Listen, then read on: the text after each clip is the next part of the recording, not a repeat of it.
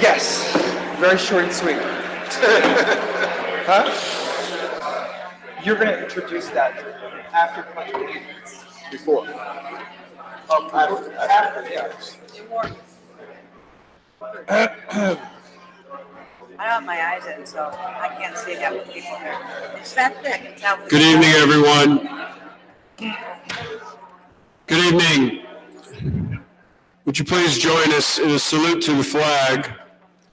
And after we salute the flag, would you remain standing for a moment of silence? And I'll ask Mr. Daffis at that point to explain why we're standing.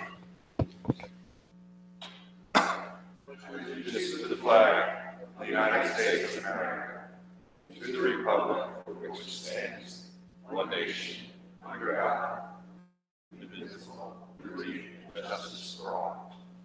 Daffis. Thank you, Mayor. Good evening, everyone. Thank you for being with us tonight. We want to take a moment of silence to honor one of the Garden State's finest, whom we lost on Sunday evening.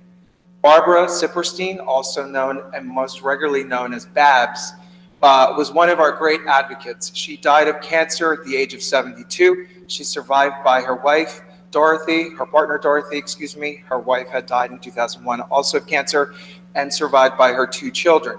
Babs was an advocate years and years ago for equality at a time when it wasn't, as it is today, vogue. It wasn't popular, and it wasn't certainly something that you talked about openly, especially for a transgender activist as she was. She did it visibly, consistently, unequivocally for many, many years, passing several laws through the New Jersey State Legislature, including her namesake legislation, which she fortunately got to see the governor sign on Friday before she died on Sunday, the Babs-Sipperstein law, which allows transgender folks to go and change their birth certificate. Like an easy thing, but it was a very complicated thing for folks to do, adding to the stigma that transgender folks already live with every single day. So if you indulge and join us here in a moment of silence in honor of Babs Sipperstein. Thank you.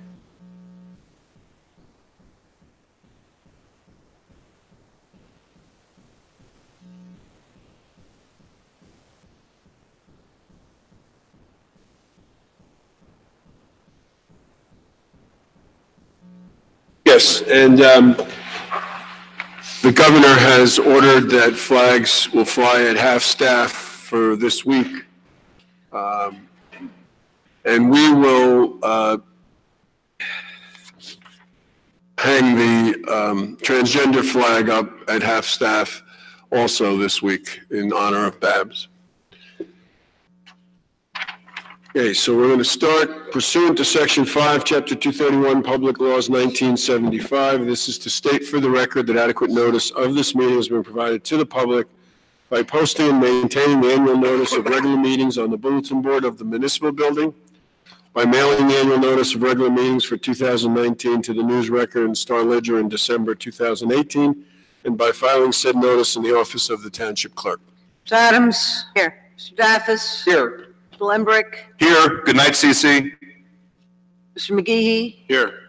Mayor DeLuca. Here. Whereas Chapter 231, Public Laws 1975, commonly known as the Open Public Meetings Act, requires that all meetings of public bodies be open to the public. And whereas Section 7A provides that the governing body has the discretion to permit, prohibit, or regulate the active participation of the public at any meeting, and whereas desire the governing body to comply with the provision of this act, same time to conduct its business in an orderly and expeditious manner, now therefore be resolved by the Township Committee, Township Maplewood does hereby prohibit, except as set forth in the formal agenda, active participation in the deliberations of the governing body by the public, except as otherwise described by law, does limit the public to the observations of the actions and discussions of the governing body at all of its regular and special meetings. So moved. Second. Ms. Adams? Yes. Mr. Daffis? Yes. Mr. Lembrick? Yes. Mr. McGehee? Yes. Mayor DeLuca. Yes, thank you. Good evening, everyone. Welcome to the February 5th, 2019 meeting of the Maplewood Township Committee. I'm going to run through the agenda and kind of alert you where you should be if you want to participate in any of the conversations. We're going to start off with a proclamation for Black History Month, and I see some of the folks here who have been working with us on Black History, and we'll be asking you to join us up here, and just starting with you letting us know what events you're holding or your organization is doing during Black History Month. After that, we have 2 resolutions honoring members of the Historic Preservation Commission. Mr. Daffis will be dealing with that resolution, both of those resolutions. After that, we have appointments of 2 members to the Historic Preservation Commission. Then we'll have our first public comment period of the night. So if you're here to talk about items that are on the agenda, and if you need an agenda, we have them up here. But if you're here to talk about items such as the 104 Baker Street Development Project, then you would come up during that public comment period. I also believe that there are members of the Historic Preservation that will be coming up during that time to update us on some of the issues related to the study of the village as a historic district. If you're here to talk about the plastic bags and paper bag fee, that would also be the time you'd come up during the first public comment period. And if you just want to talk about anything else, that would be the time to come up during the first public comment period. After that, we will then move into a presentation on Maple Woodstock for 2019. Then we'll have a presentation on field maintenance for South Orange and Maplewood.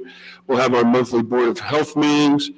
We have an ordinance on final passage, which is a bond ordinance for our obligation to the joint meeting of Essex and Union Sewer Authority. We have an ordinance on final passage for a stop sign at Plymouth Place and Highland, and also an ordinance on final for Highland and Maplewood Avenue.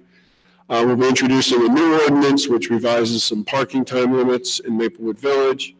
We have an ordinance that was requested by some of the residents on Girard to do some parking restrictions there to eliminate the commuter parking. That's all-day parking there, so that'll be up for an introduction.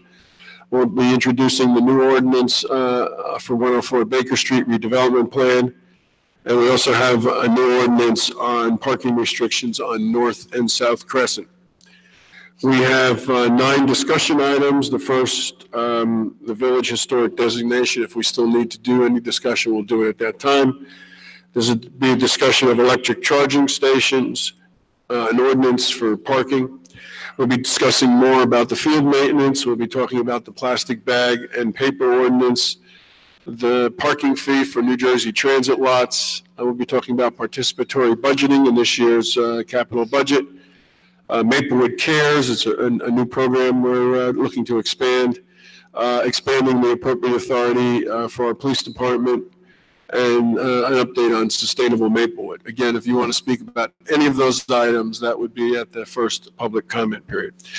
We have a consent agenda with 15 items. Most of them are bills and claims, purchase of tires, purchase of auto supplies, diesel fuel, salt, submitting a municipal recycling grant, change orders for our paving program, doing emergency appropriations. We always do that in the beginning of the year because we don't have a budget yet.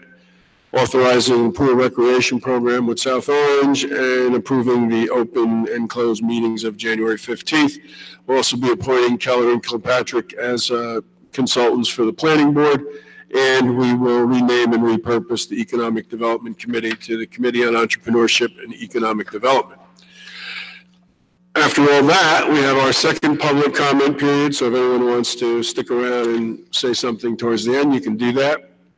We'll acknowledge reports we've received from the tax collector and chief financial officer. We'll have administrative reports from elected officials, and then we will adjourn, hopefully the same day that we started. Sometimes it's a day later, unfortunately. Yeah. But so we're going to start with the Black History Month, and I see we have folks from 1978 and the Springfield Avenue Partnership. Is anyone else here from the library or anything? Anyone else from Black History Month? Okay, so if you can come on up And Mr. McGehee.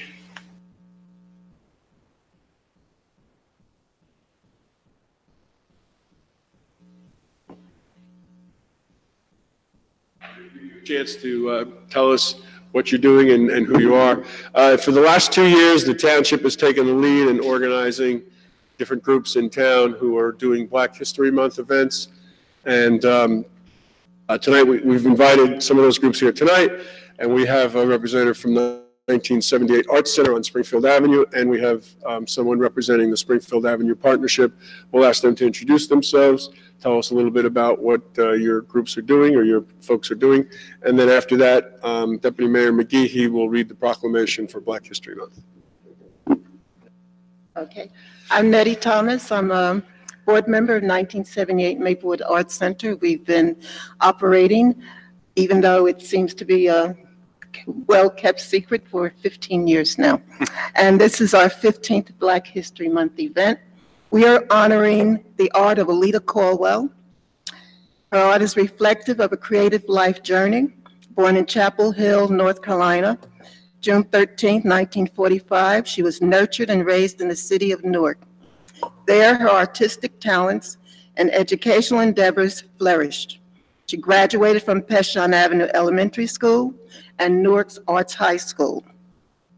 Other than attaining her bachelor's and master's degree in art from Montclair State University, the focus of her art educational experiences began and culminated in the Newark school system.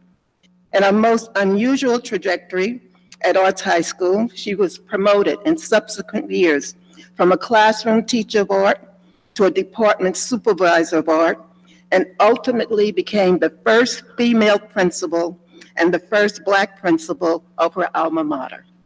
And that is Alida Caldwell. We will be showing her work. The reception is Saturday, and we have cards that we can give out also. Thank you.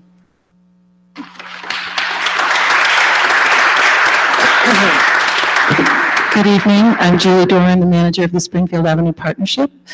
Springfield Avenue has been celebrating and organizing Black History Month events and activities for the last 20 plus years. This year, we're happy to have about, I think, 13 different events, activities, and celebrations going on the Avenue.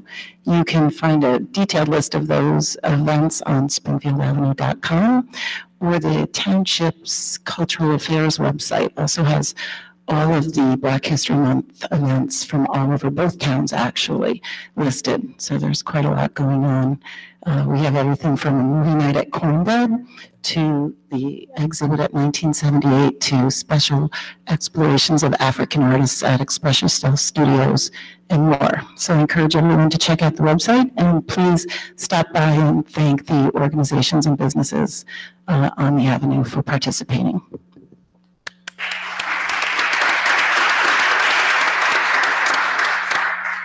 Thank you, Julie, and thank you, Mayor DeLuca, and everyone who was part of the Black History Month Committee. They did a phenomenal job, and I hope that everyone will come out and support these wonderful events. I will now read a proclamation regarding Black History Month. Whereas February has been designated as a month to highlight contributions of African Americans, and whereas throughout our country's history, there have been millions of African Americans who've worked, fought, and sacrificed to create a better America. And whereas African Americans for centuries have made significant contributions in the fields such as business, education, politics, athletics, science, nutrition, medicine, and arts. And whereas African American leaders have played a significant role in altering the course of history through marching, testifying, teaching, and other social justice actions. And whereas among the roster of world-class achievers are those who have served as human rights pioneers, such as Dr. Martin Luther King Jr. and Malcolm X. Frederick Douglass, a former slave and abolitionist. Educators such as Booker T. Washington. Businesswomen such as Sarah Madam C.J. Walker. Inspiring artists such as Billy Strayhorn, John Coltrane, B.B. King, and Michael Jackson. Literary scholars such as Langston Hughes and James Baldwin. A hero in the field of law in Thurgood Marshall. Harriet Tubman, the leader of the Underground Railroad, and the first African-American president of the United States of America, Barack Obama.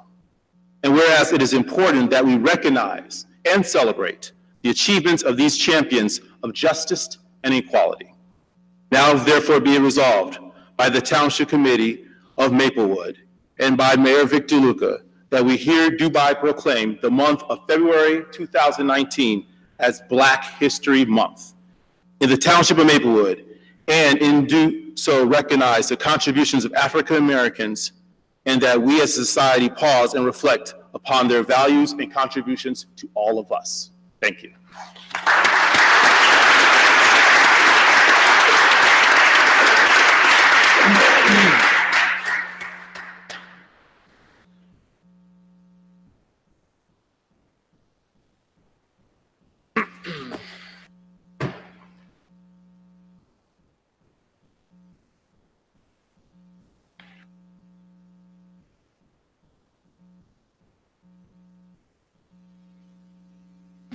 And now we have two special commendations of service.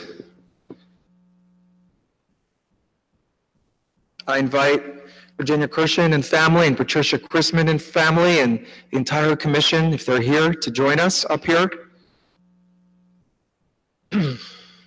Don't be shy. I know you're not shy. I've had meetings with you all. You're not shy. I've had meetings too. I think we all have had. Yes.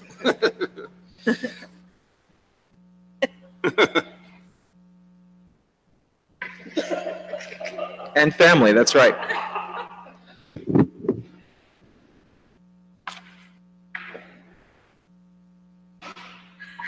As we're assembled here this evening in this great hall, this gorgeous assembly room, in our Georgian revival of a municipal building, our crown jewel of Maplewood, surrounded by the murals on these walls, which tell the story and the history of our town's early settlement some 400 years ago. It is quite fitting to commend and honor the brilliant and tireless public service and civic engagement of two people who have been unequivocally committed to highlighting, educating about, and protecting and preserving our town's rich history and historic landmarks. They are Virginia, or as we know her, Ginny Kirshen, and Patricia, or Patty Chrisman, who have served as founding member chair and vice chair, respectively, of Maplewood's Historic Preservation Commission. How did we get here? In 1998, the Pearson family, which owned a property on the corner of Valley Street and Pearson Road since the early 19th century, including the mill building and the adjacent home, decided to sell their property. And they were seeking to demolish the mill building and build townhouses on the site. The idea of the destruction of this unofficial landmark of Maplewood was disturbing to many people. Several local residents presented the Township Committee with the idea of creating a local historic preservation commission so that such important buildings could be protected by creating official landmarks. An ad hoc committee was appointed by the Township Committee in 1999 to study the process required for such a body and to examine preservation ordinances from a variety of New Jersey communities. An ordinance creating the Maplewood Historic Preservation Commission, which we're so fortunate to have, not all towns have one, was passed by the Maplewood Township Committee in July 2001. The first meeting was held in January 2002. Ginny Kirshen was in the front lines of the effort to save Pearson's Mill from demolition and served as an advisor to the establishment of Maplewood's Historic Preservation Ordinance and the formation of our Historic Preservation Commission. And until December of last year, she served as chair of the commission for the last 16 years. Ginny had the right stuff for this sort of thing, as she worked for New York City Landmarks Preservation Commission for 34 years before moving to Maplewood 40 years ago in 1979. Ginny, you look great. I have to say, you've got good genes. You've got good genes. Ginny earned her Master of Arts from Northwestern University in Art and Architectural History. Joining Ginny back in 2002 when the commission first met was her co-chair all these years for the past 16 years as well, Patty Chrisman, who came to us from the National Register of Historic Places in Washington, D.C. You see, she too had the right stuff to lead Maplewood's historic preservation efforts. Patty's originally from Oregon, where she received a Bachelor of Fine Arts and then a Master of Science in Historic Preservation from the University of Oregon in 1990. Patty also worked at the state's Historic Preservation Office in Trenton, and she's also served as a board member of the Duran Hedden House and Garden Association since 2003.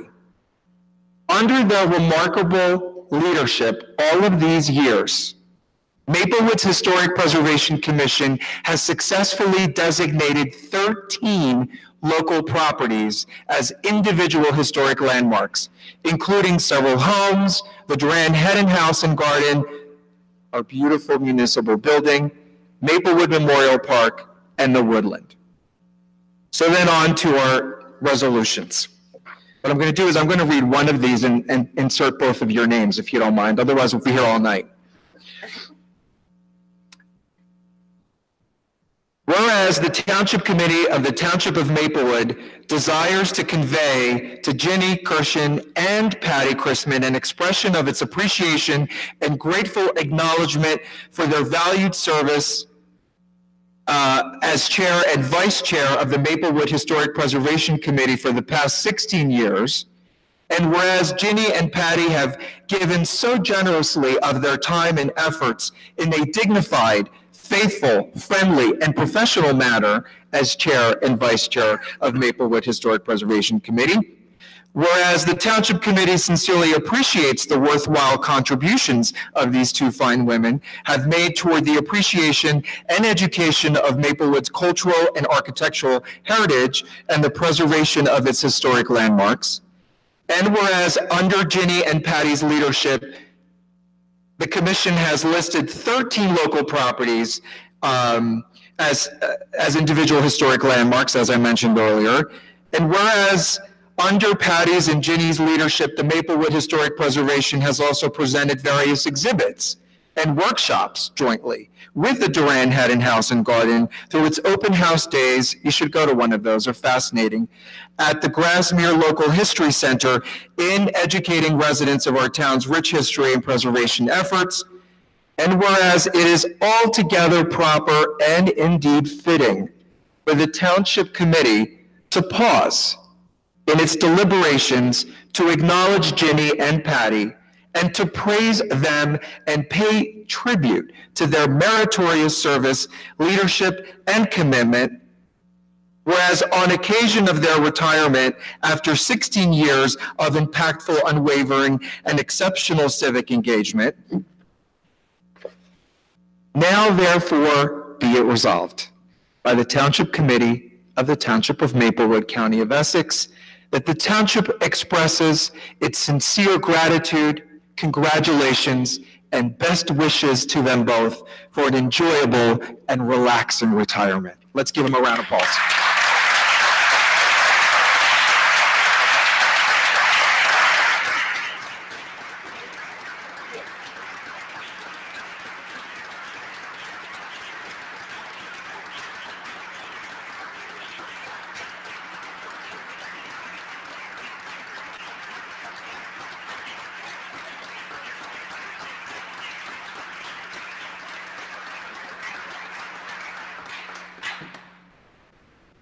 Mr. Mayor, I move to approve both resolutions commending Virginia Kirsch and Patricia Chrisman for their service to the township on occasion of their retirement. Second.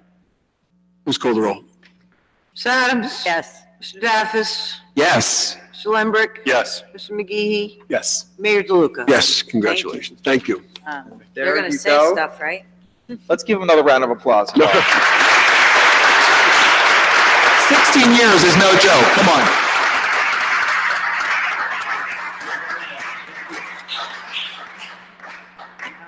Did you want to say anything? We invite you to say something. I said a lot, but you're welcome to say something. Please do, please do. How about moving the microphone down?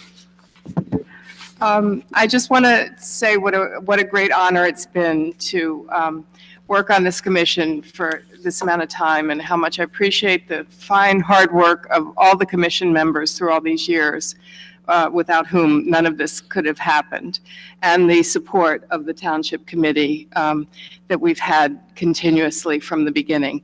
And I'm just hopeful that the community and the Township Committee recognize what a very special place the physical environment of this town is, and that they will work hard to keep it that way and to keep it unique, and not just any town USA, but special Maplewood.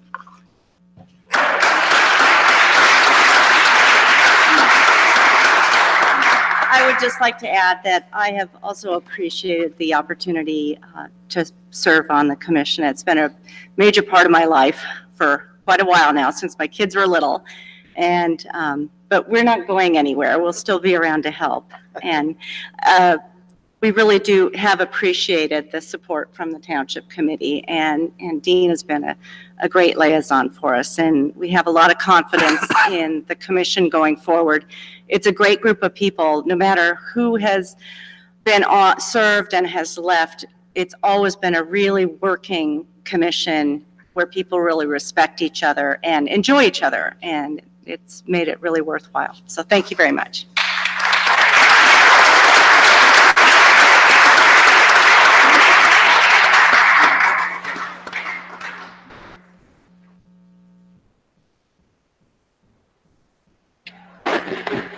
Glenn, can you move that podium?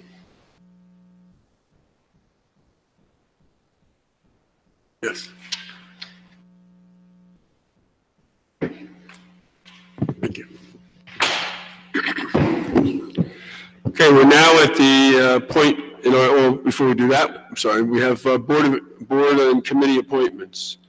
Mr. Daffis? Thank you, Mayor. We do. We have two new appointments to the Historic Preservation Commission. As we honored those who served us all these many years so well, we are now to hear from two members who are beginning their journey in Maplewood's Historic Preservation Commission. I invite both Mr. Julian Helisek and Mara Ebert. Is Mara Ebert with us this evening? Okay, Mara is not with us this evening. So, Mr. Helisek, will you please join us at the mic? Tell us who you are and why you're interested in doing this. Hi, good evening. Thank you. Thank you for having me. Yes, my name is Julian Helisek. Fairly new resident here in Maplewood, moved in 2017, and welcome. Thank you. Am interested in becoming more involved in the community, and certainly interested in the historic nature of this town, and look forward to making Ginny and Patty proud. Great. You've got huge shoes to fill, just saying, just saying. Yep. Mr. Mayor, I move that we have both Mr. Julian Helisek and Mara Ebert in absentia, appointed to the Historic Preservation Commission. Second. Please call the roll. Ms. Adams? Yes. Mr. Daffis? Yes. Mr. Lembrick? Yes. Mr. McGee? Yes. Mayor DeLuca? Yes, thank you. Congratulations. Thank you. Congratulations.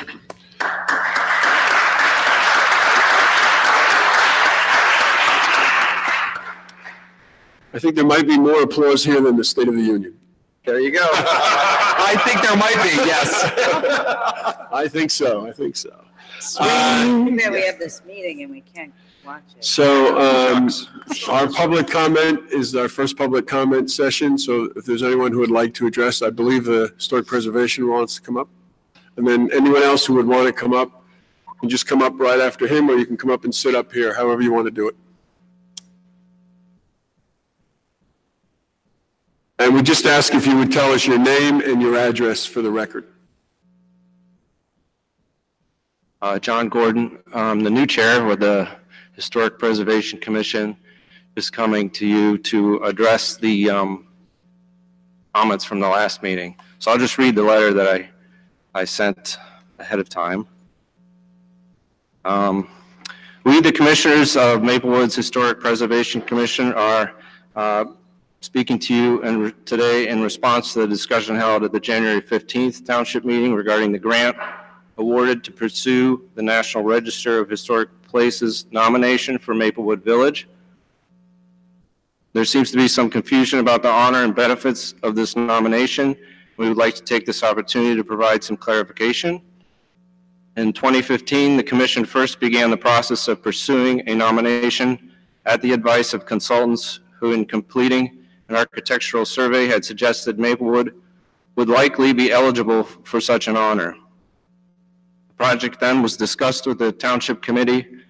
Since that time, the Commission has worked diligently to push this effort forward because we genuinely believe it will be of significant benefit to Maplewood.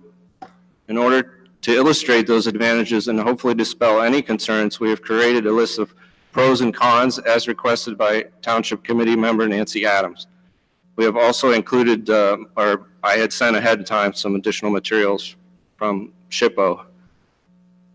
So pros, the National Register highlights places of cultural and historic value, underscoring them as unique areas of the country worth visiting and exploring.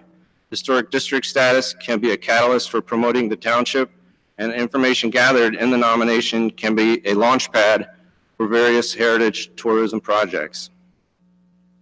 Municipally owned properties will come under the jurisdiction of New Jersey Register of Historic Places, making them eligible for grants from the New Jersey Historic Trust. For income-producing properties that are privately owned, the NRHP status provides the possibility for tax credits for doing appropriate work on the building, and projects need to conform to federal standards for historic preservation in order to qualify. Next, New Jersey and National Register of Historic Places designation does not impose any restrictions on private property owners. The local business owners and merchants will not be impacted negatively by this designation. Maplewood Village has been certified as eligible for listing in the NRHP by the State Historic Preservation Office.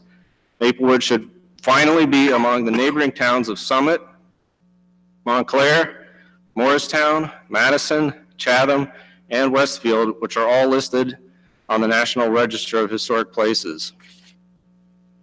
For federal projects that may adversely affect the village, the township will have a consulting role through the Historic Preservation Commission in finding ways to mitigate adverse impacts.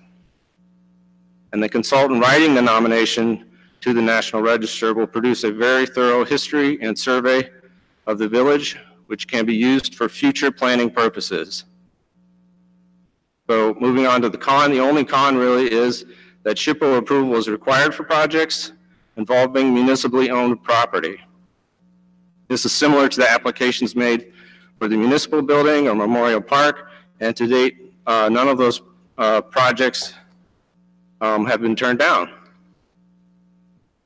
The representative of the State Historic Preservation Office was unable to attend Township Committee meeting tonight. We invited them to come, but they're available as an additional resource and as someone who can speak to the benefits of having this honor bestowed upon Maplewood Village.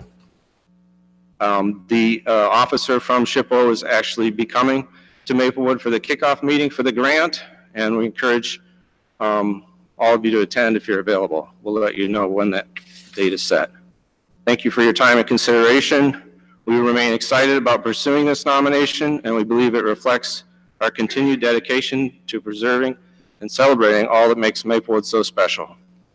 Thank you. Thank you. John? Could I ask you a couple questions to Sure. follow up? Because I mean, I'm not opposed at all. I just want to make sure we're covering all our questions or clarifying things with regard, especially to private property owners with, their like height restrictions or what exactly is imposed in a historic district as far as, so for example, there's a single-story building and no changes could be made. Could there be restrictions on that property owner that they could not build, 2 stories above it to add to their income-generating property? Or would it just need to comply with design standards and design guidelines set forth?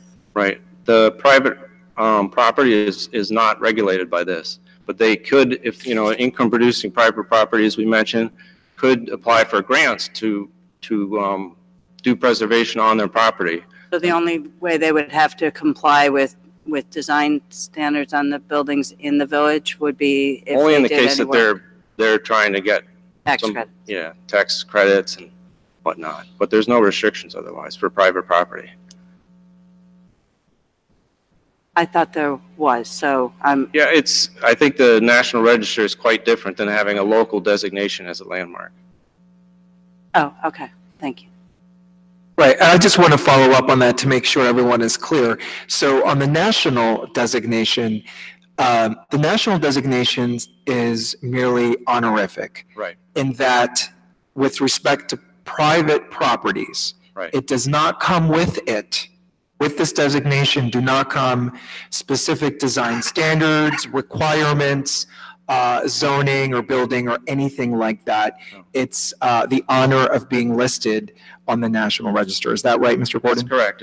And we actually we sent letters out in the part of the process to the building owners in the village to let them know about this. So they've had plenty of time to ask questions, but no, they won't be affected that way. So. Great. I want to thank you for your very thoughtful presentation and your letter and your follow-up. I want to extend my gratitude in that regard to the entire commission. I'm glad that we're talking about this. I know that we've been talking about this. I know the commission's view when I brought this up at the last open public meeting was sort of like, really? We've talked about this before. You did talk about this before under previous township committee. There's a new township committee sitting here before, the town this evening. And it's always good to refresh and to look into these things, and I really appreciate it. I will also remark that your beard, your ever-growing beard, is very fitting in your new role as the chair of the Historic Preservation Commission. Very fitting to the part that you now have. Thank you. Thank you very much. Any other questions for us? Thank you. Great, thank you. Thank you. Good evening. Good evening. My name is Glenn Minnerly. I'm a 10-year resident of Maplewood and very active in local youth athletics as a coach for both boys lacrosse and flag football. I'm here today representing all the local youth athletic programs to shine a light on our common struggle, which is the conditions of the SOMA athletic facilities. As you're all aware, the committee has successfully petitioned the Board of Education to include rehabilitation of its proprietary fields as part of the capital improvements bond, currently awaiting state approval. We look forward to the final approval and implementation of that rehabilitation project. Such improvements are going to go a long way towards delivering our student athletes a safe environment to play while broadening the diversity of rosters in sports like lacrosse and field hockey by introducing these sports to female and minority students who would otherwise never get an opportunity to play.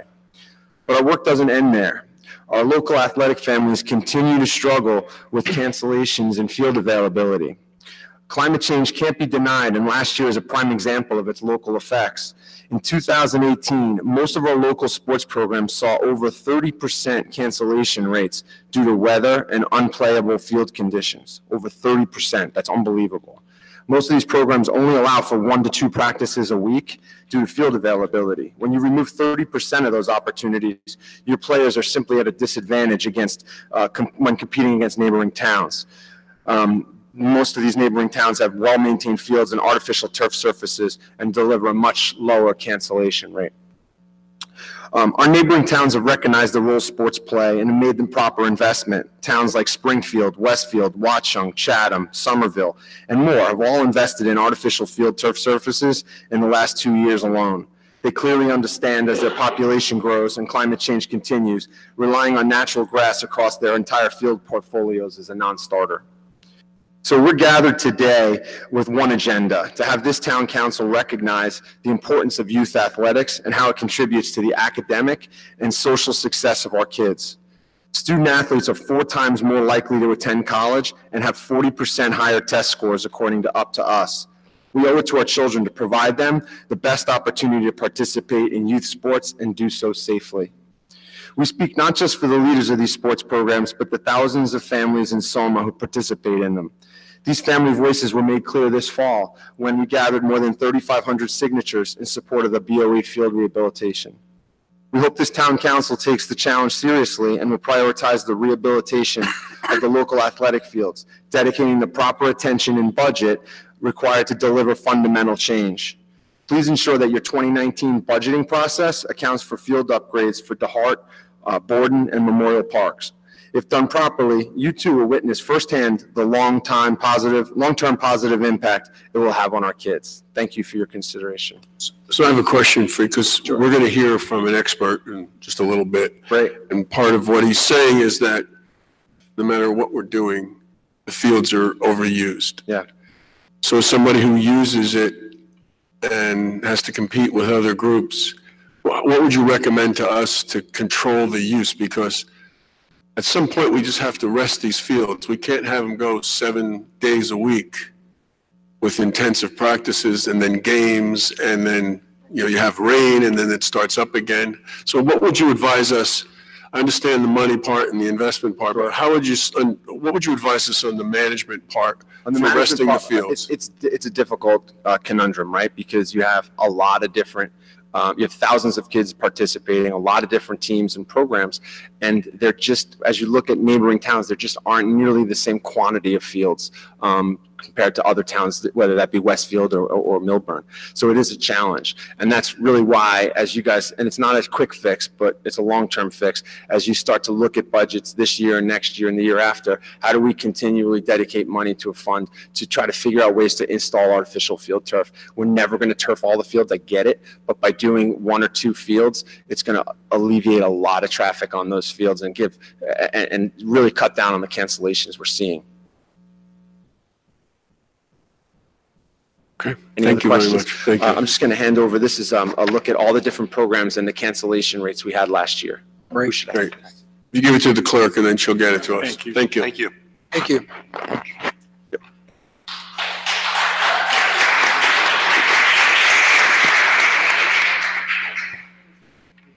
Hello. Hi. And my name is Renee Wills. I've been living in Maplewood at 9 Everett Place since 2001. Can't believe it's that long. I'm here to talk about the Toomey redevelopment plan. I attended the community meeting in January, one of 2 quietly held, and that's not your fault, but that's the way news kind of travels around here, and I think that's something that needs to be addressed. But very poorly attended town meetings on the planned redevelopment for Toomey's garage site on Baker Street.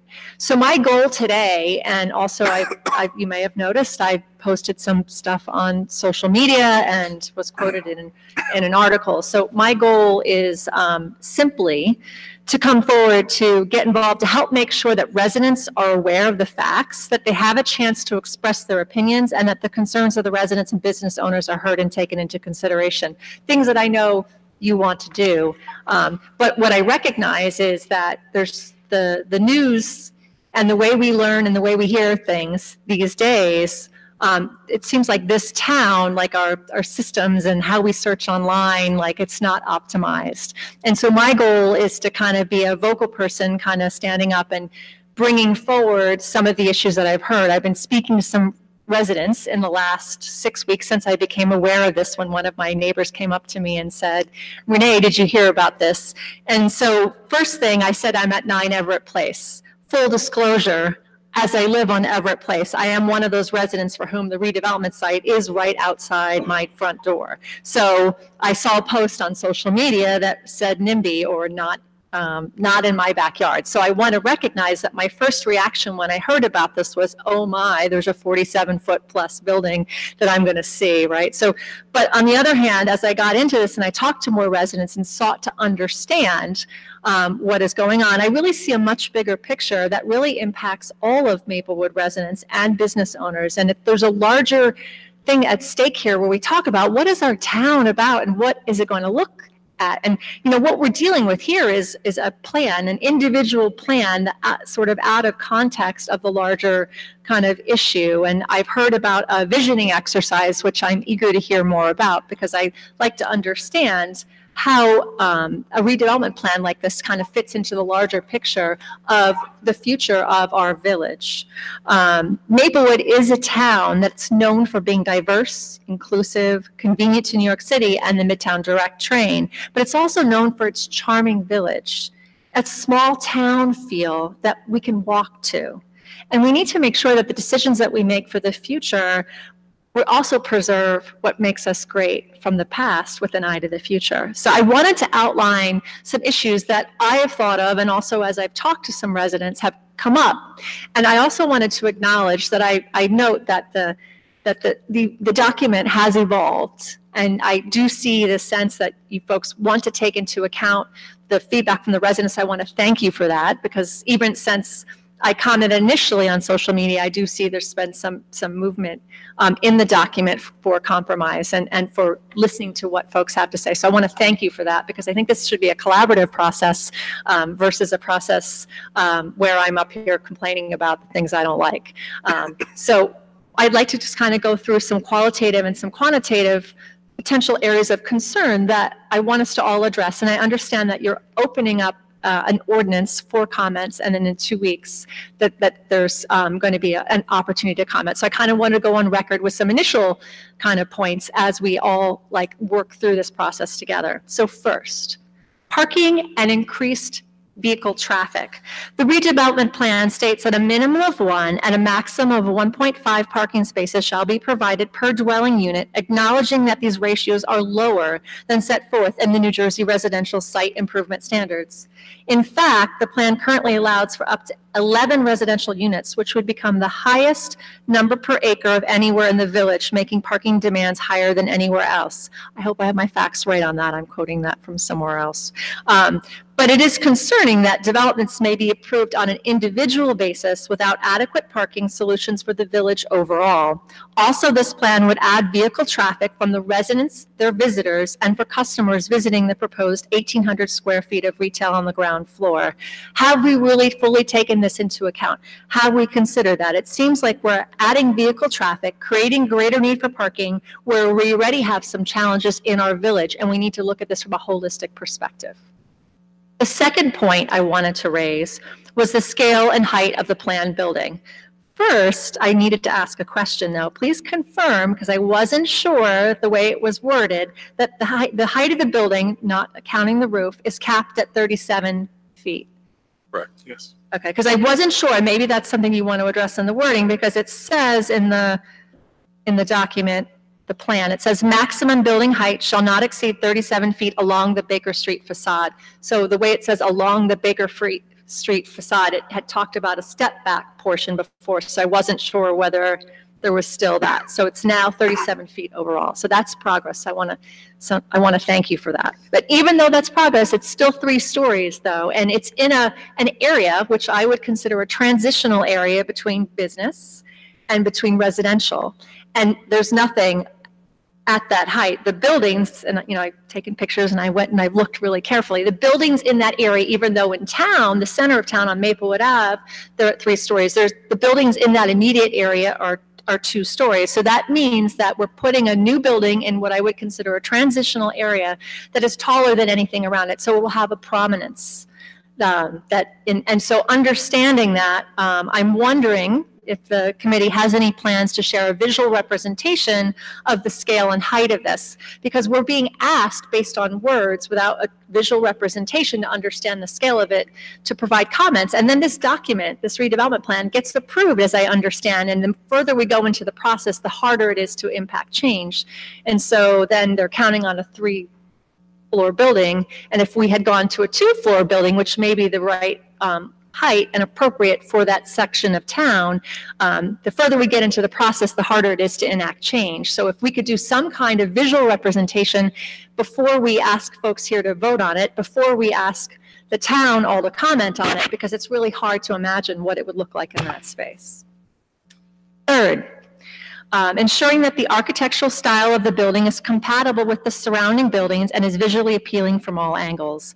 Now, as I read that, and I know there's a few paragraphs, because it references that there's a mixed style of buildings in the town. There's the more contemporary and there's the more traditional. But I guess there's 2 points that I have to that section. One is that we should make sure that it's consistent, not with only the overall town, but the immediate surroundings. The building should look like it fits right in the street where it is on Baker Street, versus saying, well, the Claris building over there is modern, so we can insert a modern building over here. I'm not saying whether it's modern or traditional or whatever. There's other people who are probably more qualified to judge all of that. But I just want to make sure that we're making sure that it fits in that place in town, not just overall from a town perspective.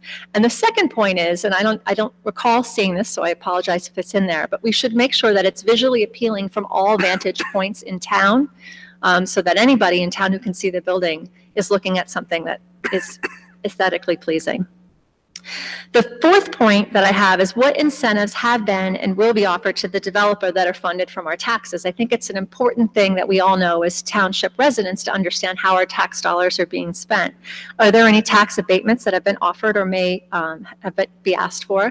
And who is paying, if required, for the remediation of the existing underground gas, oil, or storage tanks on the property? It feels like that's an open issue, so I think that's an important issue, because that could cost potentially a sizable amount of money, and so I don't know, and maybe I'm asking these questions to make sure that they come up during the debate, because I see your face asking a question about that. Fifth, is this plan somehow connected with the village visioning project that was started in 2018? I've heard about this. I do not know much about this. I'm very interested in this. One of the things that strikes me is we're dealing this with an individual development plan versus looking at the holistic plan for the town. So anything that you folks can share about a visioning project and looking at things holistically, because for me, while I'm very interested in this one site and what we're doing from a redevelopment perspective, I think that the larger issue is what are we doing as a town and what's our vision for our village. And then finally, the last issue I had on my list was keeping our community informed. I found out about this 6 weeks ago because my neighbor mentioned it. And I admit, I don't look at the township website and follow that. And, I might not even read the Village Green very often, but certain things, I'm on Soma Lounge. And there's certain news channels and news, soft in quotes, but certain ways to reach our residents more effectively. So I guess my getting involved as well is to kind of bring this out into the light as much as possible. I reached out to Village Green. I'm like, Mary, please, but she assured me that she would be coming to this meeting. But I really want to make sure that the news gets out there. And I'd also like to gain your commitment to do your best to give early warning, because I noticed certain things have like 24 hours notice, and it's hard to get people interested and engaged. But, if there's a planning board meeting or a design committee meeting, if those are public, can people hear about them? And can people find online? And that may not be a short-term solution, that may be a longer thing. But I think 2 commitments. One is to do your best to ensure early and broad news. And the second thing is, can we do something with the way we communicate as a town to get the news out in a better way, so that if somebody is looking for information on a topic on the website, it's easy to find that versus like having to search for it, like just some sort of more modern organization that would really help everybody stay in the loop. I feel like I just woke up and I realized that some of these things are really needed. And I love Maplewood. I love our town. I love what we're trying to do. And I thank you for listening. And I look forward to working with you through this process. Thank you. Thank you.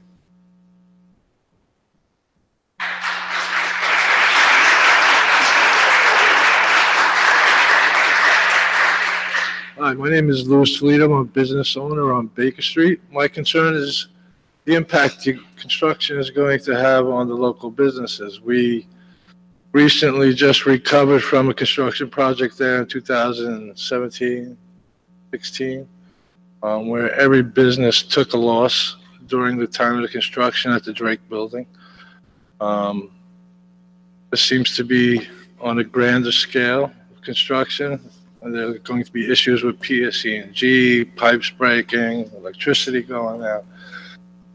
I mean, anybody considering the businesses on the street? I mean, several businesses went out of business because of that construction. The current landlord that's going to be building there is bullying his tenants out. I mean, is anything be considered on that front? So before there's any construction, there's a construction meeting and the impact on traffic, other businesses, mobility of pedestrians. We got school kids going in that area. That'll all be addressed at that time. We don't even know what's going to be built there eventually. Just, you know, the business, we got new businesses on the block and we want them to survive. They're small businesses. I mean, we don't want to see a Taco Bell in there or anything like that. You know what I'm saying? It's not allowed. Yeah. Yeah. It's not allowed. That's not going to happen. So I just want you to keep in mind that it will have an impact on the small businesses on the block because it did last time. Thank you. Thank you. Thank you.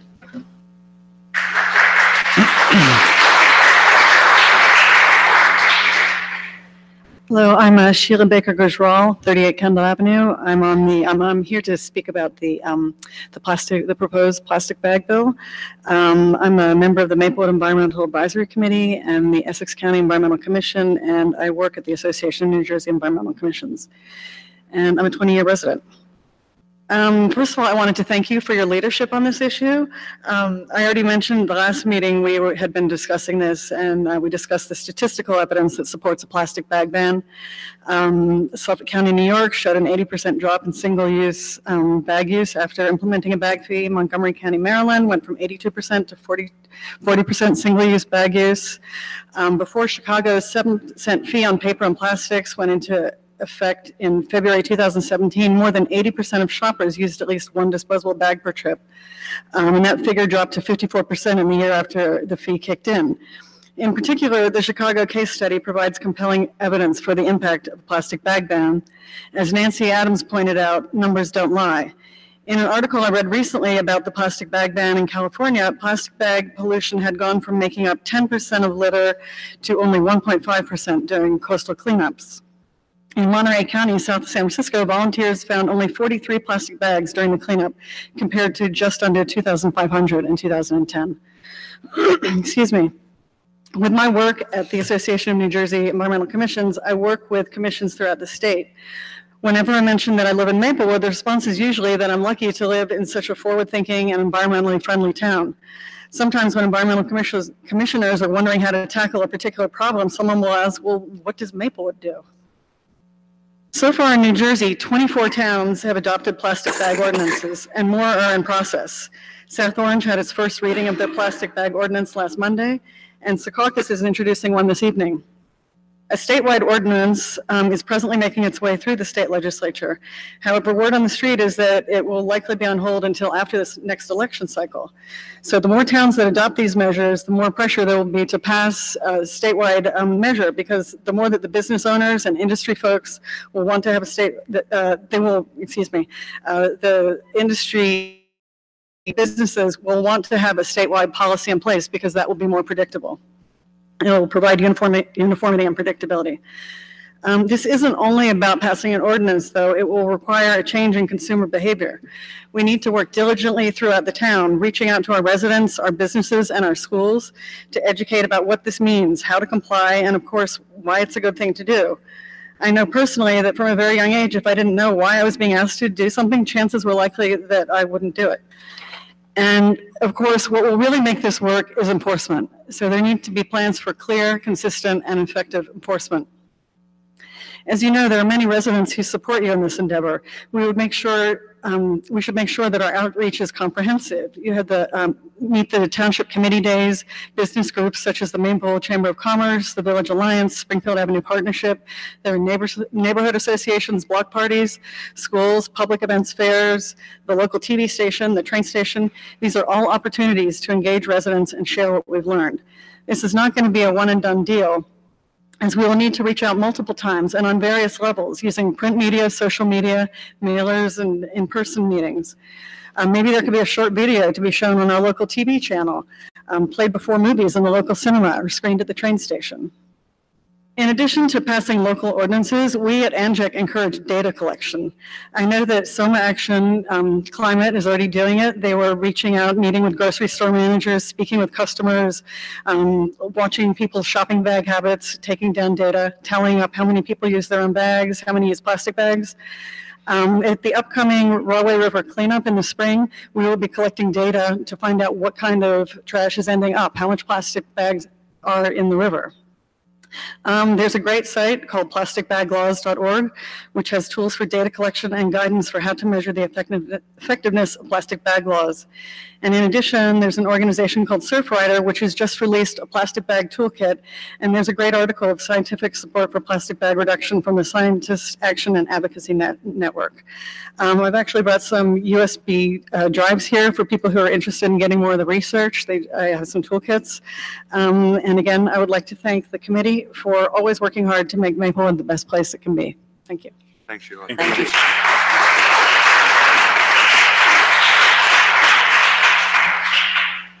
Hi, everyone. I'm Jennifer Nielsen. I live at 434 Ridgewood Road in Maplewood. I'm here to also talk about the plastic bag bill, pledge my continuing support. Having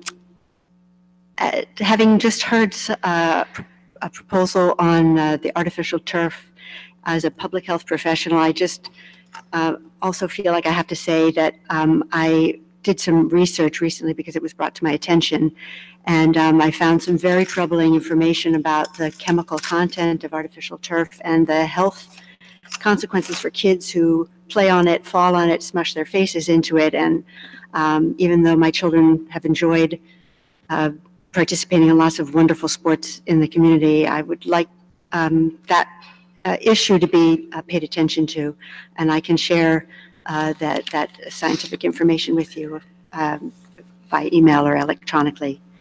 I was here in the last meeting. I heard the very eloquent calls for our efforts to work with easing the transition for the lower income members of our community. And I just want to pledge that Soma Action Climate is with you on that. I have 12 very active volunteers, many of whom have come tonight and show their support. We will take your instructions. I've also been in touch with the Soma Justice people. We're working on a joint letter to express both our support for the environmental objectives and our commitment to making sure it doesn't have negative economic consequences on people. So we're with you. Let us know what we can do. Thank you. Thank you. Thank you, Ms. Nielsen. Thank you.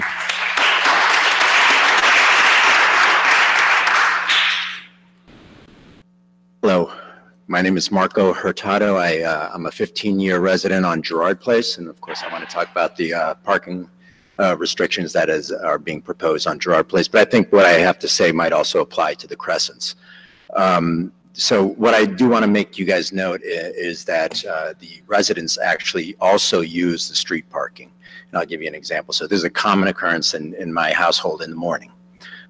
My wife, is taking my daughter to school while I'm getting ready for work. So what does she do? She takes my car out because she's petite. She can't see over the steering wheel. So she doesn't drive my car. So she takes my car out, puts it on the street, takes my daughter to school, comes back, and then afterwards, about 15 minutes later, I drive to work. right? So that's 3 starts of the car. I'm just saying that because that's going to be important later. In this case, if we restrict the parking, she has to move my car to the street, then take her car to the street, and move my car back into the driveway, and then drive off to school. Then she comes back and parks in the driveway. 15 minutes later, I have to then move her car out to the street, move my car out to the street, move her car back into the driveway, and then drive off to work. Okay, so that's 8 car starts. Okay, so obviously that's a pain, right? It's an inconvenience. It makes, Brooklyn alternate side street parking like a breeze, right? But it's a pain. Okay, so suck it up, right? Well, look at it this way. So I did some more research because I said, well, I know that there is some kind of environmental impact from that. And so I found a U.S. Department of Energy study that was done in 2012 that did a comparison of cold starts of the car to idling. Okay, and it determined that a cold start to a car emits 928 times the carbon dioxide gases as idling for 30 seconds.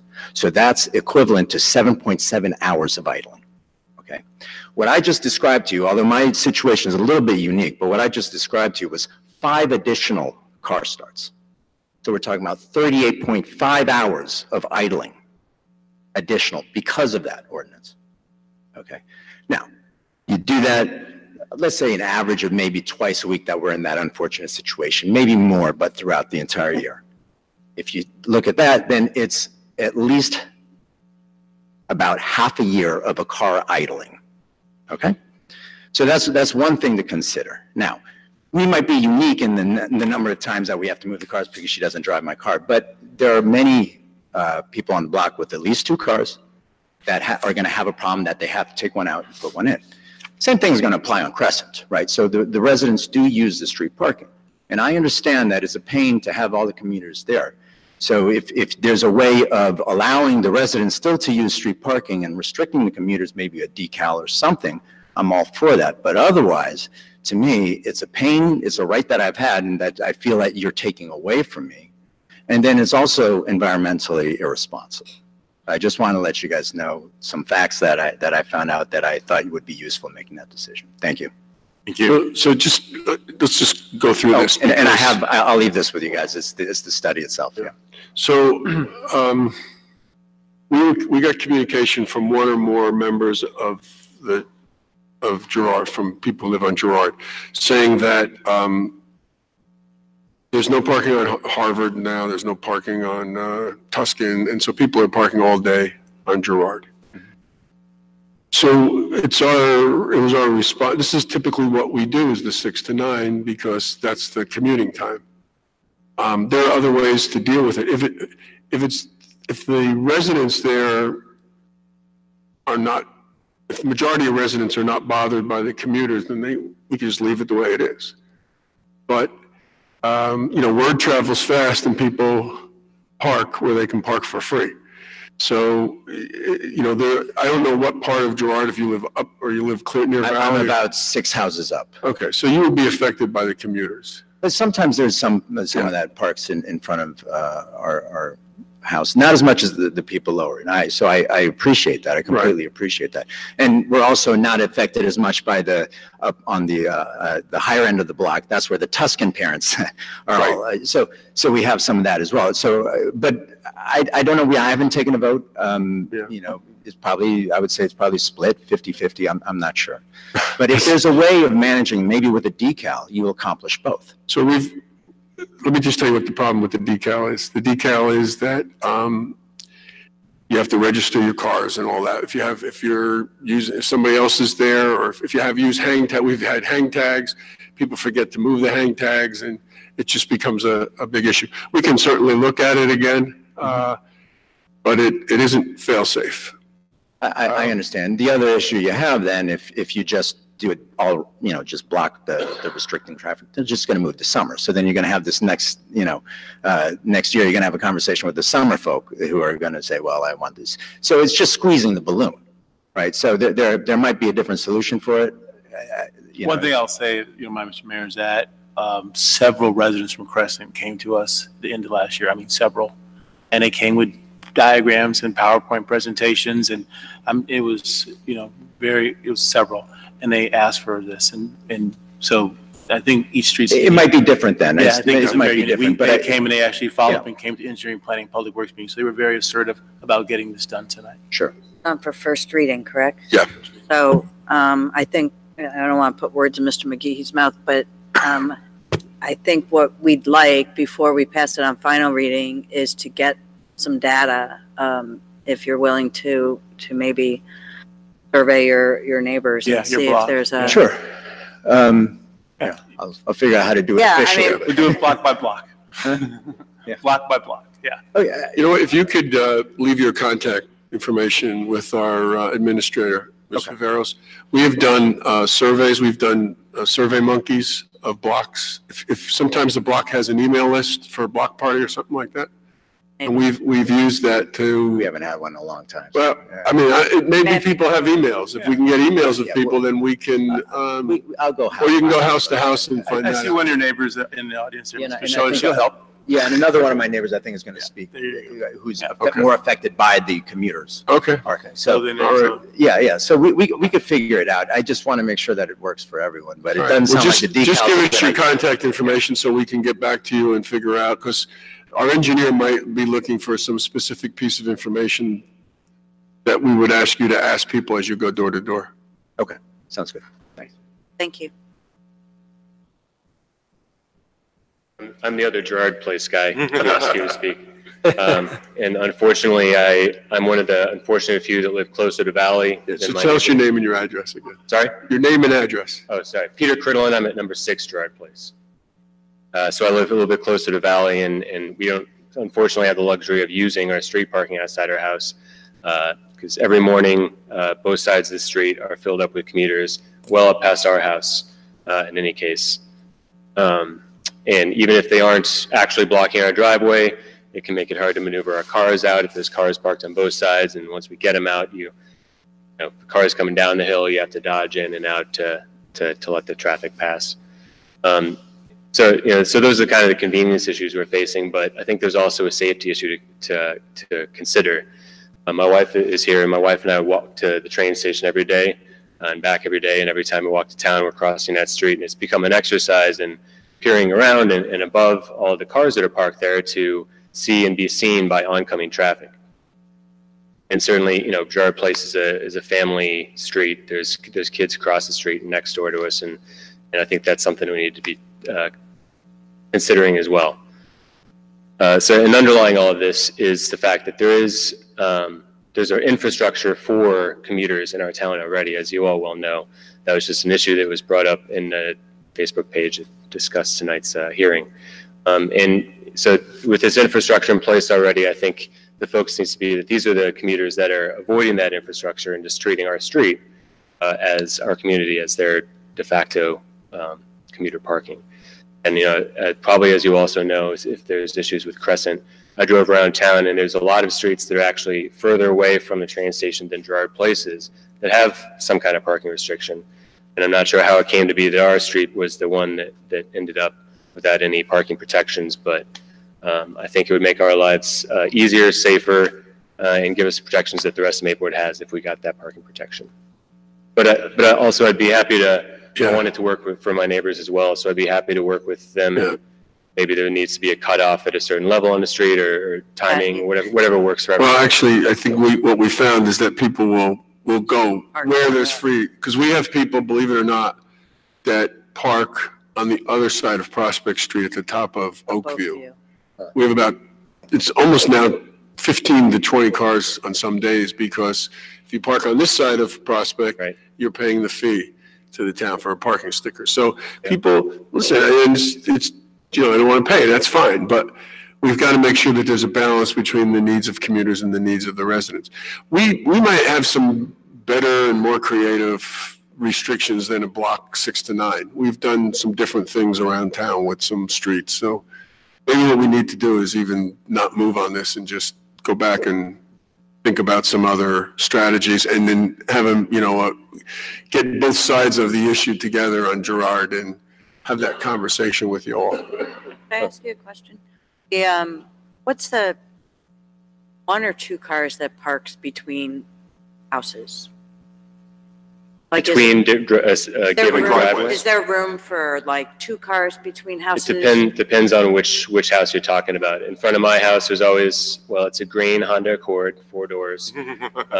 Across the street, there'll be a black Acura TSX with a black Jeep Patriot behind it. Okay, so I guess it depends on the house. my point was because some of the solutions and part of the discussions when we talk about things like this is restrictions of 5 feet from driveway. So if it's not big enough, or, it might help to some streets, extent. The lots are smaller, and that in and of itself would.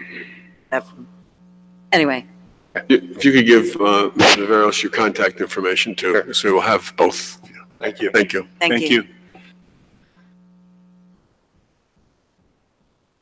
Hi, Rich Wenner, otherwise known as Mr. Ginny Kershan. I live at 37 North Terrace.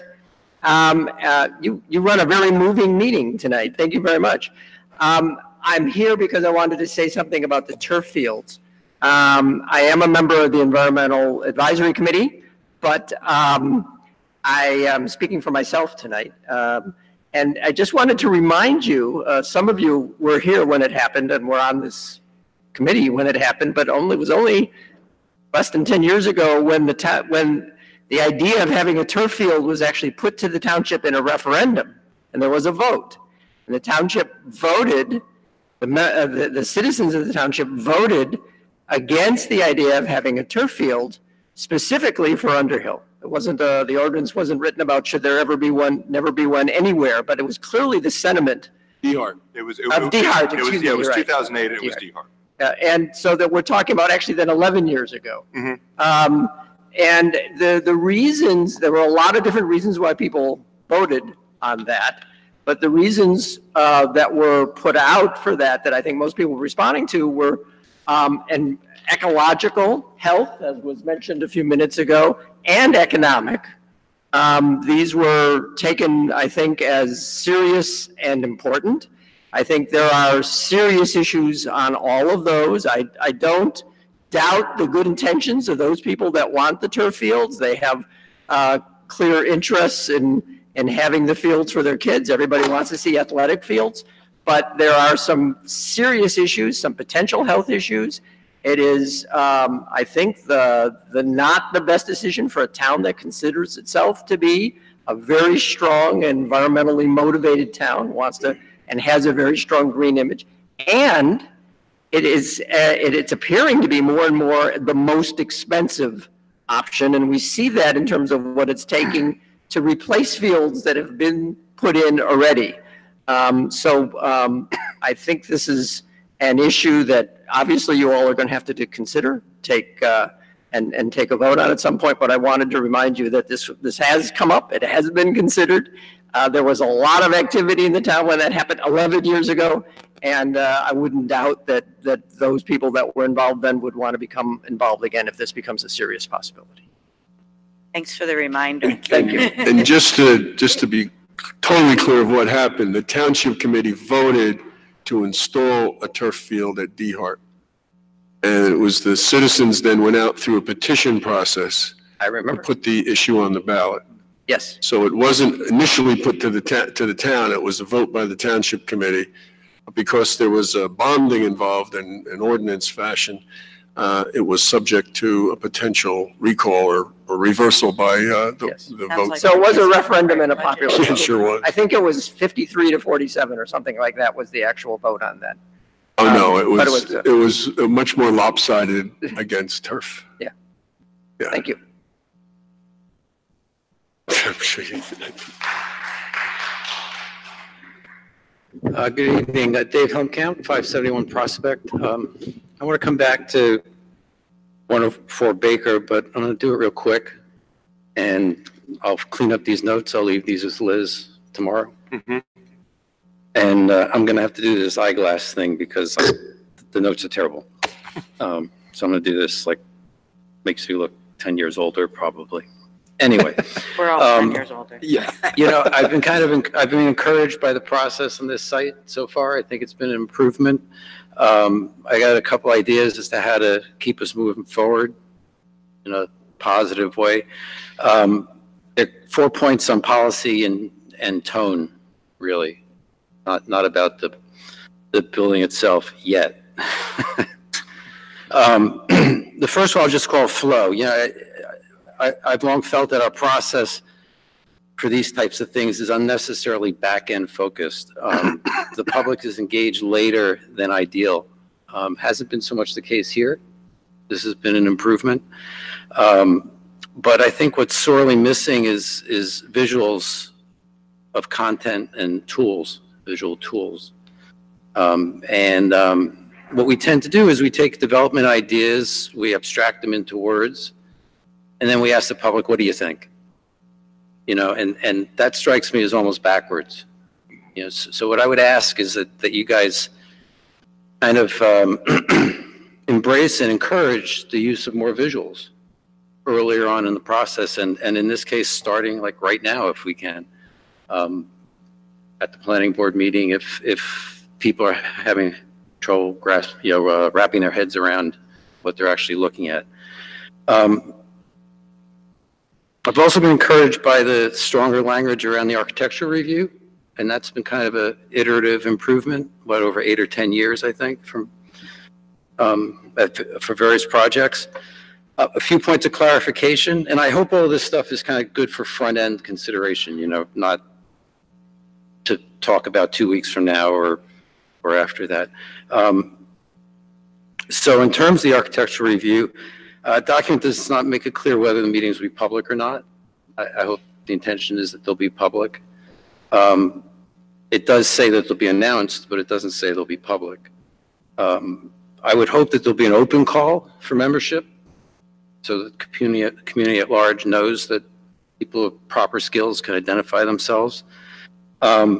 I'd like to see the committee have a communication plan of some kind, something basic, particularly if they're going to be a series of meetings. It would be good to get minutes out, or ideally a video recording, whatever's practical. And maybe most importantly, when this is all done, that there'd be a reflection on what worked and what didn't work. Because what we've done so far is iteratively we've gone back and we said, oh, that project X didn't work well, the other project, and we've done improvements for the next project. Let's reflect at the end of this process. And also, I would say, take a look and see what else a group like this might do for the village or in the community. Maybe it's a standing group, not kind of deep in the MVA. Maybe it's a standing group that advises, or rather liaises with HPC, liaises with the modified EDC, that has some expertise that has provides a long-term context. I think the HPC commission might be an excellent prototype for the structure like that, but going beyond history, going to broader issues of planning and land use. Quickly, the planning board process, I hope you guys will encourage broad feedback from the committee, not just a statement of consistency with the master plan. I would like to know that if there's uncertainty among the board members, that they get the extra time to do it. It doesn't have to be done in one meeting. It has to be done in 45 days, I believe, but not in one meeting. I think it would be great if the planning board and the public could be given a context, and in particular, an update on the visioning exercise for the village, and whether or not there's an interaction, whether or not there's been some consideration of those, what we know about those results in this plan or not. I'm suggesting these things mainly so that when the board members come back to you guys and say, yeah, it's consistent with the master plan, they also each individually have a clear sense in their mind what this document's about. Because sometimes, another 6 months goes by, they get the benefit of looking at a specific site plan review, and suddenly they're like, well, did that paragraph mean A or did it mean B? You know, and these are the same people that reviewed it 6 months earlier, but they're only human. If you give them the time to you know, give it ample consideration, the rest of their process, I think, will go smoother. My last point is a little bit on a more technical point, the treatment of the demolition clause in there. The demolition clause from the design guidelines. I don't think I'm not going to stand up here and argue the building shouldn't be demolished. But what concerns me is, I wish there were a reason for it could be practically kept, but there's a whole sorts of variables about whether or not that would be a good result. But I think that the wording in this paragraph should be responsive to the wording in the ordinance. The wording in the paragraph right now says the future use is seen to be different, and therefore, you know, raise the site. Let's make the case, and it's easily done, based on the wording in the ordinance, you know, in the clause of the ordinance, as to what the rationale is for demolishing a building. I'm concerned that we haven't really done much in the past to have set a precedence as to how we just make that decision. Our cases of previous demolitions in the village have certain, you know, can be subject to interpretation, and I think, you know, we haven't built an understanding as to what we really mean when we say it's demolition's warranted or not. And this would be a great opportunity to begin to do that. Okay, thank you. Thank you. Thank you. Anyone else want to address the Township Committee? Yes. Hello, my name is Julia Summer. I live at 682 Prospect Street. I'm here to express my support for the ban on single-use plastic bags, and I just want to briefly bring up one point that I don't think has been raised, and I just think it's a really fantastic opportunity we have here to not only improve our environmental footprint on the state by doing this, but also it's an incredible opportunity for the youth in our community to get a civics lesson. And as a parent of elementary age children, I can say that I feel one area where we're lacking in our district is the opportunity to give kids an opportunity to understand what it means to be civically engaged. And I'm really excited about the opportunity here to educate the community about plastic bags and environmental issues as a whole. And I think there are a lot of families that will really get on board with having our kids get educated in helping tell others about the importance of this. I know my own kids are very excited to share what they're learning about the issues with plastic and paper, and I think it's a chance for us to expand that kind of interest among not only high school kids, which I know there's been talk of doing, getting them involved in the education work, but also middle school and elementary kids. It's a very tangible ordinance that they can really wrap their heads around and understand, and I just want to express my support from that angle as well. Thank you. Thank you. Thanks. Yes. That might be something a green team could out to the PTAs. Hi, I'm Brian Tavares. I live at 47 Hickory Drive. I just wanted to quickly address the artificial turf discussion that's kind of cropped up over the course of the meeting. A lot of people who have come up and spoken against artificial turf playing surface have stated health concerns and ecological concerns. There have actually, over the course of the last 10 years, been comprehensive studies done by the state of Connecticut, the state of Washington, the Netherlands, evaluating all of their artificial playing surfaces for their soccer program, and New York City evaluating the health concerns for playing on an artificial surface. And all of those have found there is no increased health concern with respect to playing on an artificial surface over and above playing on a natural surface. The one instance in the Connecticut study that found that there was an increased chemical absorption rate over natural surface was in an enclosed field that had artificial turf that was not properly ventilated.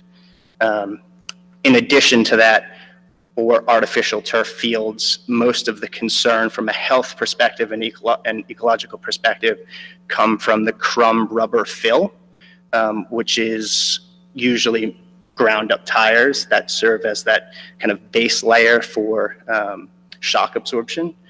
There are natural fillers that could be placed in an artificial surface as an absorber. Some of those are coconut husks. In fact, Nike has a product that they put out where they recycle the soles of used shoes, which is not natural, but certainly if you're okay with it being on your shoe and it's in contact with you every day, should naturally follow that you might be less inclined to think of it as a health risk. Thank you. Thanks, Brian. Thank you. Anyone else want to address the Township Committee? Okay. We're going to close the first public comment. There will be one later. We're now going to move into the presentation to the governing body by Maple Woodstock. Not literally Maple Woodstock, a representative of the Maple Woodstock Committee. Good evening. I'm Tom Kearns. I'm the current chair of the Maple Woodstock Volunteer Committee. And I'm here tonight to talk about and ask for the permission of the Township Committee for us to get our social affairs permit in order for us to once again have a beer garden at Maple Woodstock.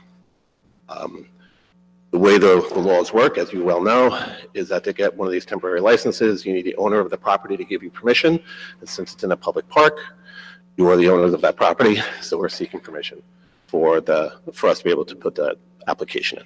For the guards of the property, we all own the property. Yes. So again, what's your request? The request is to get permission. I have a question for Mr. Kearns, and that will the location of the beer garden proposed for this summer be the same as it has been for the last couple of summers, or is it going to be changed? It really depends. We have been working very closely with the Memorial Park Conservation Committee, Deborah Lyons, and it really depends on the planting and what they're doing up at the top of the hill. Will determine where we're going to put the beer garden, but we are obviously going to respect where those new plantings are. Last year we moved it slightly because of the one area and one tree that they were protecting the roots of, and we're going to be working with Deborah again this year to figure out what the best place to put it, and not only the beer garden but the food vendors as well. And just one request I would have with respect to the beer garden, and this is for Maple Woodstock, but also for Ms. Viveros' office and Mrs. Fritzen's office, that we just make sure that, in coordinating the permits, in letting the police know about the timing, that we just make sure this year, that last year there was a discrepancy in terms of hours, and that we just make sure that this year, everyone's on the same page in terms of the hours the beer garden is open, so we're not having to jockey at the last minute. Sure, and we will have Mr. McGehee and Ms. Adams will be joining our April meeting, and shortly thereafter that we will have our annual meeting with the heads of the departments, and we'll just get all of that settled in at that point in time. Okay, Mr. Romero, are we ready for a motion, or? Let me see if anybody else has any questions. Okay. That's a motion. I'd like to make a motion that we approve the application for special affairs permit for Maple Woodstock, the beer garden. Please call the roll. Ms. Adams? Yes. Mr. Daffis? Yes. Mr. Lindberg? Yes. Mr. McGehee? Yes. Mayor DeLuca? Yes. Very much. Thanks, Tom. Thank you. See you in April. Thank you. Okay, next up, we have a presentation to the governing body, Soma Field Maintenance Consultant, Mr. Bills of Sportsfield Solutions. Yes, Mr. Mayor. So this is something that Committeewoman Adams and I wanted Mr. Bills to be able to be here. We were fortunate enough to attend a meeting of the Field Trust between representatives of the Board of Education, the South Orange Board of Trustees, and this body that is administering the Field Trust that was created to fund what we're calling sort of extraordinary maintenance or projects above and beyond the regular maintenance that's provided by each of those entities. And Mr. Bills is our consultant. This is what he does. He does it all over New Jersey. He's an expert in this field, and we learned, I think Ms. Adams would agree, that we learned a lot from listening to him the last time we met, and we wanted the full committee to have the benefit of hearing from Mr. Bills, who's now spent quite a bit of time looking at the fields in these communities and has some recommendations and some items for us to consider. Yeah. So thank you, Scott, for being here. Good, thank you, Mr. Mayor, Council. Just so that we're all on the same page, when I get into consulting on athletic fields and municipalities and school districts, it's important that everybody hear what's going on. As I met with user groups, as I met with the park director, Kate in South Orange, and Missy here, you start hearing they, this, them.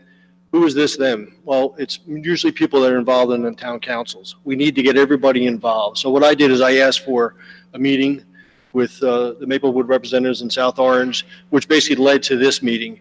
It's very, very important that everybody understand that I'm working for you to try to improve your athletic fields. I'm neither pro-turf, pro-synthetic. I'm very pragmatic.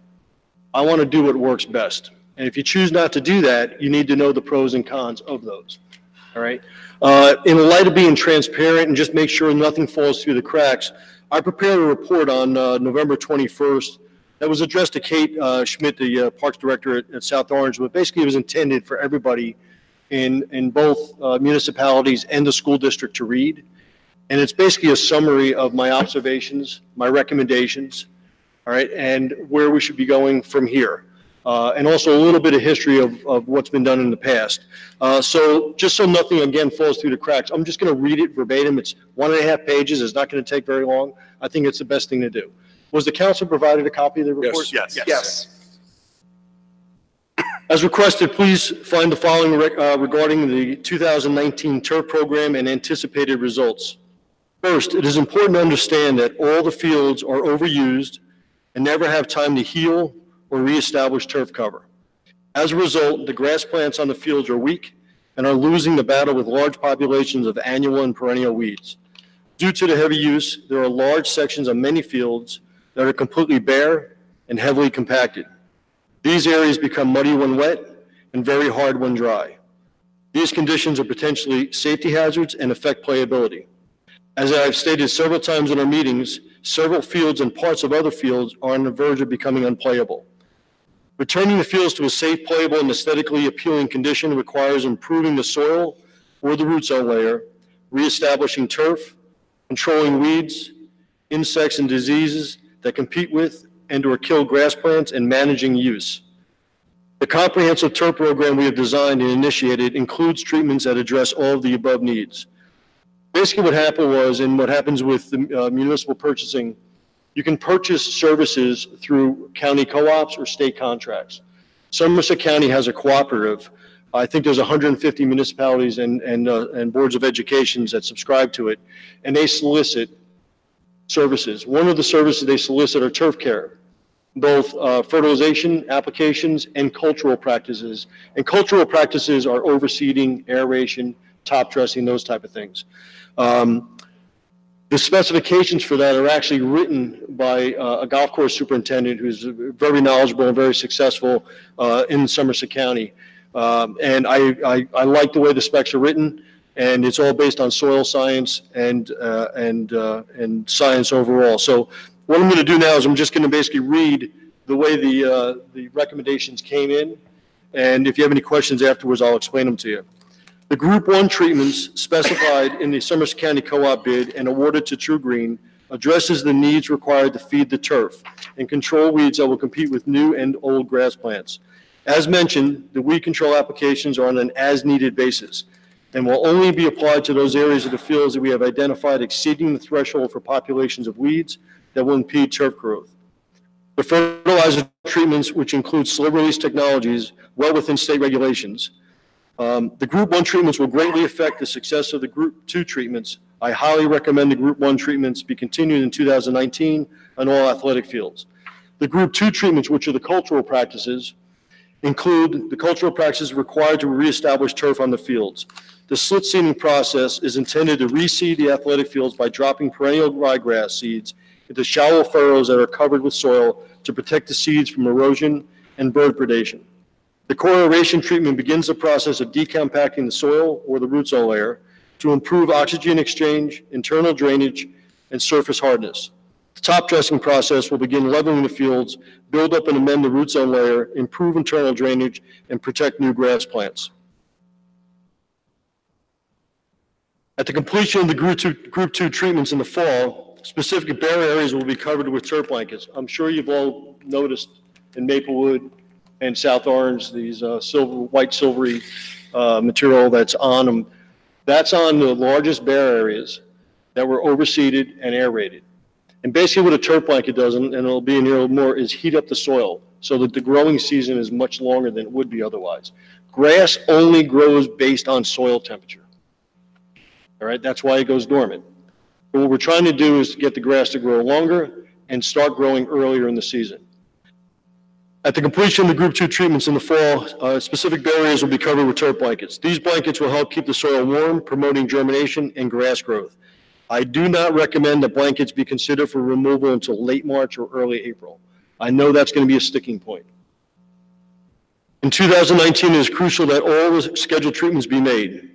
Not until we start controlling weeds, feeding the existing grass plants, improving the soil, reestablishing new turf, and then consistently maintaining the new turf will we see improvement in the conditions of the fields. Any delays or alternatives that are less effective will only impede our chances of reestablishing turf, reduce risk of injury, and improving playability. If any of the treatments specified in Group 1, specifically the weed control, is eliminated from the program, it will be hard to predict the success of the remainder treatments. Each treatment and application are affected by and influences the others. In preparation for the chance that some or all the treatments listed in Group 1 are not allowed, then the cultural treatments in Group 2 will need to be doubled or tripled. Keep in mind that the 4 treatments in Group 1, which are basically the fertilization treatments, cost approximately $400 an acre. It's 4 treatments at about $100 an acre, times 4 is $400 an acre. At present, we're scheduled to treat 29 acres of turf, which is strictly just the athletic fields within the lines. Common areas that are not the athletic fields are not being treated. The total cost will be approximately $11,600. If we had to double the treatments in Group 2 to compensate for reduction or elimination of the treatments in Group 1, the additional cost would be between $3,385 and $3,750 per acre, or a total cost of $100,000. Okay? More importantly, even if we seeded, aerated, and top dressed more often, without proper fertilization or pest control, that investment could be completely wasted. It is important to remember that as we reestablish turf, pest control treatments will be greatly reduced.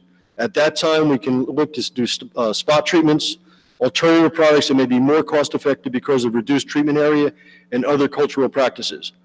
In addition to the turf program, overall field use, including how, when, and where the fields are used, needs to be addressed. There needs to be defined rules or regulations regarding when the fields are shut down due to inclement weather, when they are reopened, and how they are used during practices, and when they need to be rotated to give areas of field rest to reestablish turf. Based on the current condition of the athletic fields, the program we have designed will take at least 3 years to reestablish turf. Any deviation from the plan will simply reduce our chances to meet the intended goals of improving the safety, playability, and appearance of the fields. In conclusion, we will not have success with this program until the fields are protected and the mindset changes. As discussed, it is imperative that the police department, public works departments, parks departments, and user groups all work together to police the fields and protect the investments made by the residents. It is inexcusable that I have witnessed town employees from both Maplewood and South Orange drive vehicles directly onto the athletic fields. Sincerely, Scott Bills. I know that's going to open up a lot of questions. Again, I'm here as your consultant. I'm here to basically help you educate you, help you make the right decisions regarding where you are now, where you want to be, all right? Your decisions, whether to do synthetic, whether to do natural turf, any combination thereof. So don't be afraid to ask me anything, all right, in that regard. Any questions?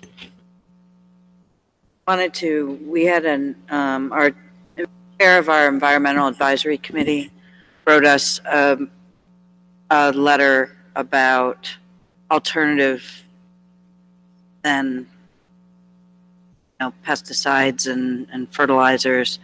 I'm just going to read you one paragraph that the alternative paradigm that has emerged in the last couple of decades is to recognize that the desired healthy grass is a part of a natural ecosystem, with healthy soil being key to success.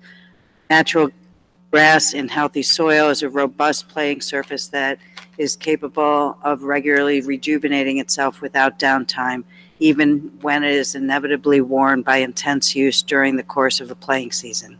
In this paradigm, chemical applications undermine healthy soil and hence healthy and durable grass fields. Instead, it advocates frequent aeration and limited application of slow-release fertilizer and watering only when the soil is drying out. All measures needed to maintain healthy soil, plus regular overseeding when needed to fill in worn-out areas. This is the regimen that has been established at DeHart and has been proven to work in other jurisdictions with similar demands. It requires a new set of skills, and we are still learning on the learning curve, but DPW has made progress with the DeHart field. There is a frequent chorus from seeming experts highlighting short-term problems while pushing the return of a chemical paradigm.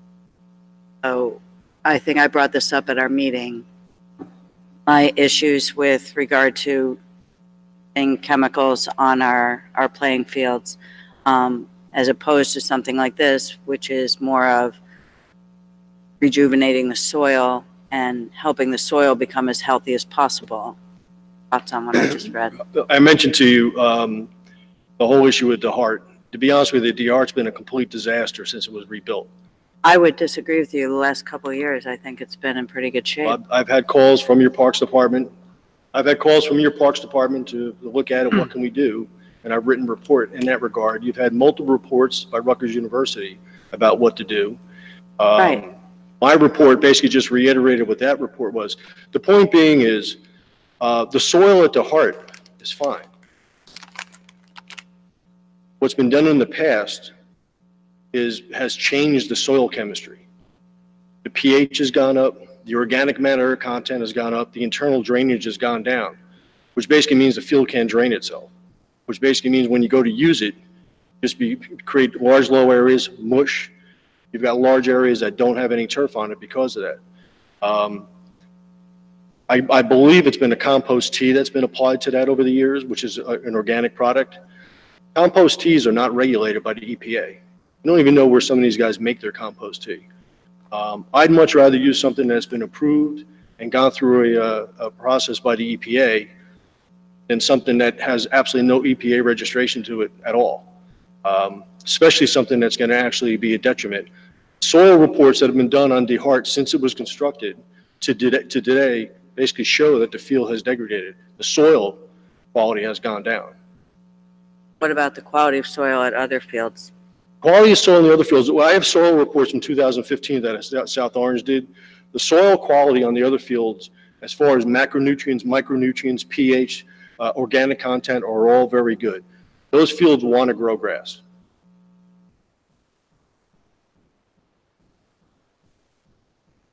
Well, fine coming up.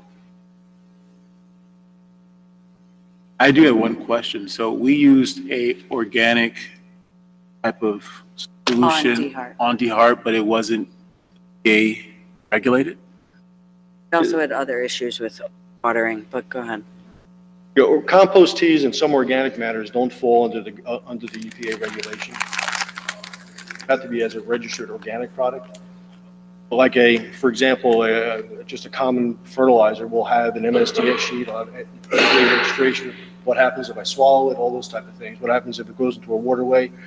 Some of these organic products don't even have that. I'm not saying I'm against organic products. Understand that.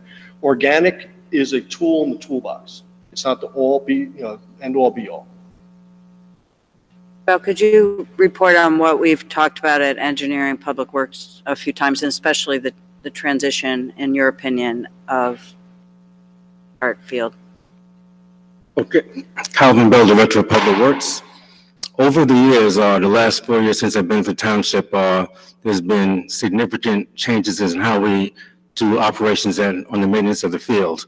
When I first arrived here, there were numerous complaints, things I've seen visibly where the field was continually muddy, it wasn't draining at all, always soggy, numerous closures because it couldn't be played on.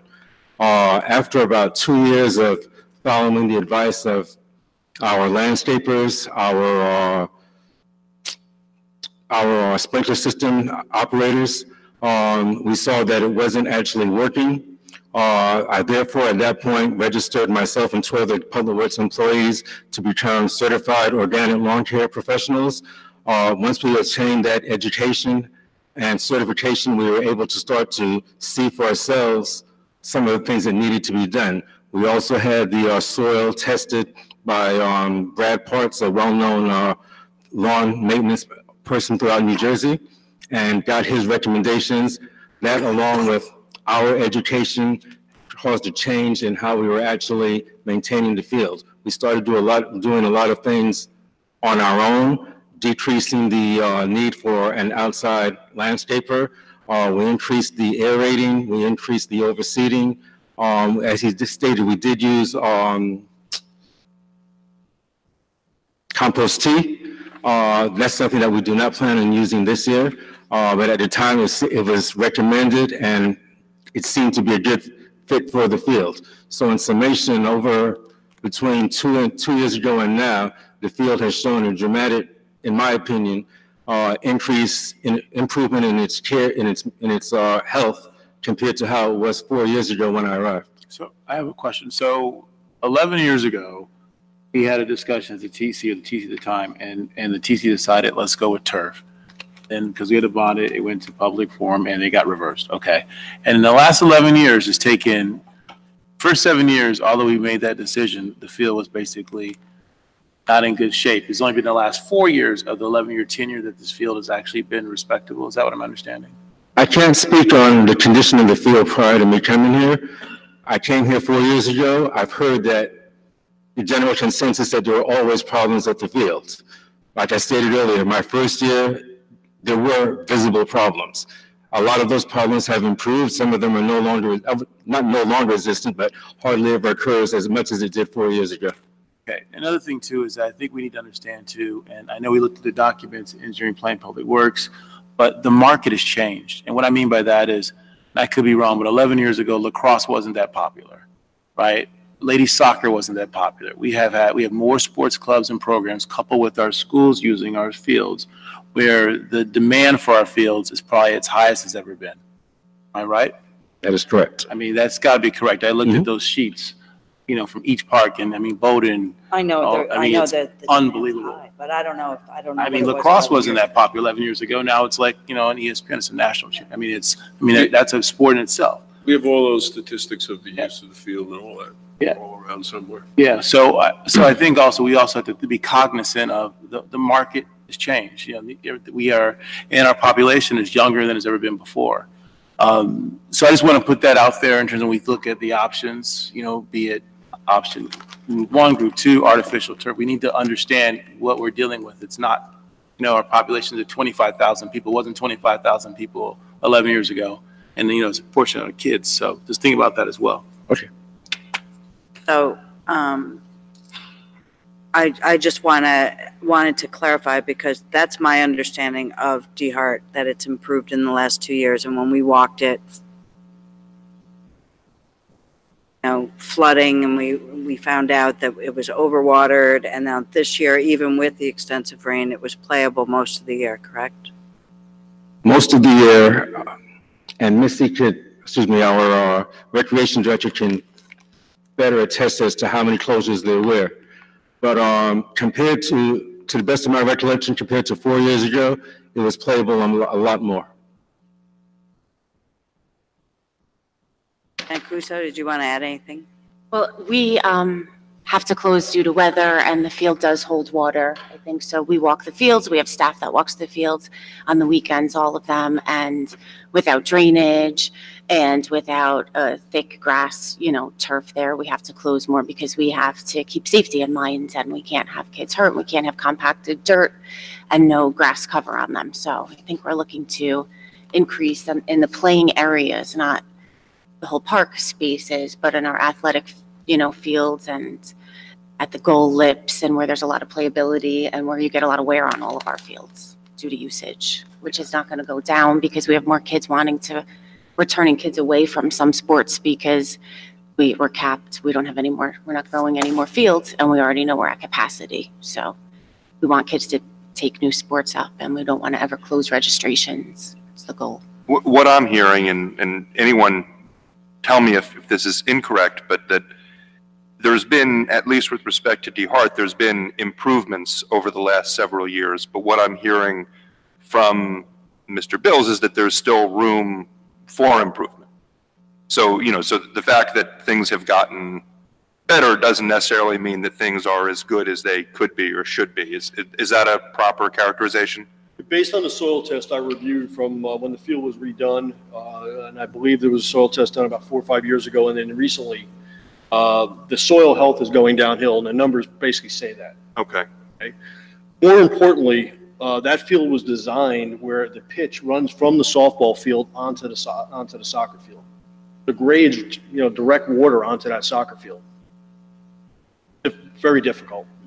There's a lot more kids running around on a soccer field than there is on a softball infield. And then the soil itself has really no internal pores. And basically what that means is that water moves two ways, either through gravity or hydraulics. It either gets pushed or pulled. Mm-hmm. Internal pore space is basically when you see water, draining through something, it needs to have enough below it to actually suck it down. That becomes saturated. Water table has nowhere to go. That winds up becoming goal mounts, center of the field, player bench areas. They're habitually a problem. And then those areas get larger and larger and larger. And that's what Calvin's been fighting, are those areas, trying to remedy those areas so that they're playable by the next season, right? Exactly. Overall, however, the field just does not have a lot of internal pore space. What we're going to try to work on is a plan where we can do that. And there's systems in place where we can actually put sand trenches in without digging the field up and having it ready for play immediately, where we can basically increase the internal pore space. The only other solution would be basically take the entire root zone layer up, mend it with about 75% sand, and put it all back, which is probably what should have happened in 2004. That's when the field was 2009. I think it was 2009. The organic field. I thought it was older. I think the mayor blocked it out. Yeah, no, I blocked it out of my mind. Well, I'm asking, or 2000, even later, could even been. As your consultant, keep this in mind. I looked at the plans, the construction plans and the construction specs for DeHart when it was redone. You could have basically given the engineer his money and the contractor his money and kept that field in play because nothing changed. So what is the recommendation going forward? The recommendation is we're going to try to do something with the internal pore space, try to get water to flow through that field. But when, they're out there trying to play out. See, the problem is with the amount of use you have, there's times when they're out there playing they really shouldn't be. Right? But you have no other options. So that's just making things worse and worse. So if we can get water to kind of flow through those fields and get those areas dry out quicker, get them on the turf blanket program next year, try to get grass growing, infill in those areas, I think we'll be ahead of the curve. What about usage of the field? Right. What about usage of the field? Should we be amending our schedule? I know you want to start later. If you read the report, when I talk about how we use the fields, there's a couple things that happen. If you notice at the end of a soccer practice, normally the coach will do all of his penalty kicks, goal kicks at the goal that's closest to the cars. So the parents can watch and the kids can get off the field and get home, right? You notice a field, and New Orleans is a great example in South Orange, all the goals near the parking lot are destroyed. Those are things we're going to do. I've offered to speak with every single user group baseball, softball, lacrosse, soccer, and teach the coaches not to do those things. Coaches are creatures of habit. If you paint a line, they're going to have a drill on it. Mhm.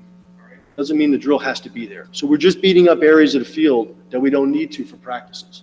We can do temporary goals that don't have to be the actual goal. But those are things we need to start teaching people. Oh, it's really a phased approach, right? Because it sounds like we need to really make some tough decisions and look at maybe tapering some activities on our fields, right? And What that's I will say is I would not increase the use. Got it. Well, this year, well, I think we're capped there. Yeah. But I think we really need to look at schedule. I have one open, and we should look at it and really sit down with Kate, and at least for our side, we need to taper some of the activities on our fields. We have to save our fields, regardless if we go with turf or group 1, group 2, organic. If we keep the amount of volume on it's a lose-lose. We'll be throwing taxpayers' dollars away. Mhm. Right. Well, And I have to taper the activities on our fields. and I think, what Mr. Bills has recommended, what we discussed with the Field Trust was, even just pushing back the start of the spring, just a week or two from where we traditionally have been could make a huge difference in terms of the effectiveness of the blankets, in terms of the regeneration of the turf, and also having, a defined end date, after which in, say late October or November, we just do not use the fields, is, to allow, the applications and such to take place. And I think, even though we're going to get pushback from the user groups, I think they're going to have to understand that sort of these short-term sacrifices are necessary for the long-term survival of our facilities. To give you an idea of the catch-22, the 30% or so cancellations you had pushed the fall season so late that we couldn't get the top dressing done. Right. Yeah, That's a great example. If we would have got some of those games in, we would have got the top dressing done. So now we're behind the 8 ball again. And listen, Things we can just. and obviously, I don't know what the schedules are for our other towns. But we can at least reach out proactively to the Milburns and Unions and even Seton Hall, and we can try to work with them or continue to work with them to try to find ways to accommodate, our organizations. But I think that's the solution short term is we need to taper If some of you've these got a activities. game scheduled with some surrounding towns, do your away games early in the year.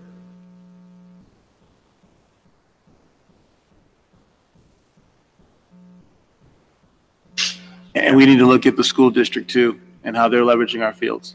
Yeah, We how they're did using we did meet with the athletic director, interim athletic director, and he seemed very, very receptive to doing whatever he can to allow whatever fields he has available to you.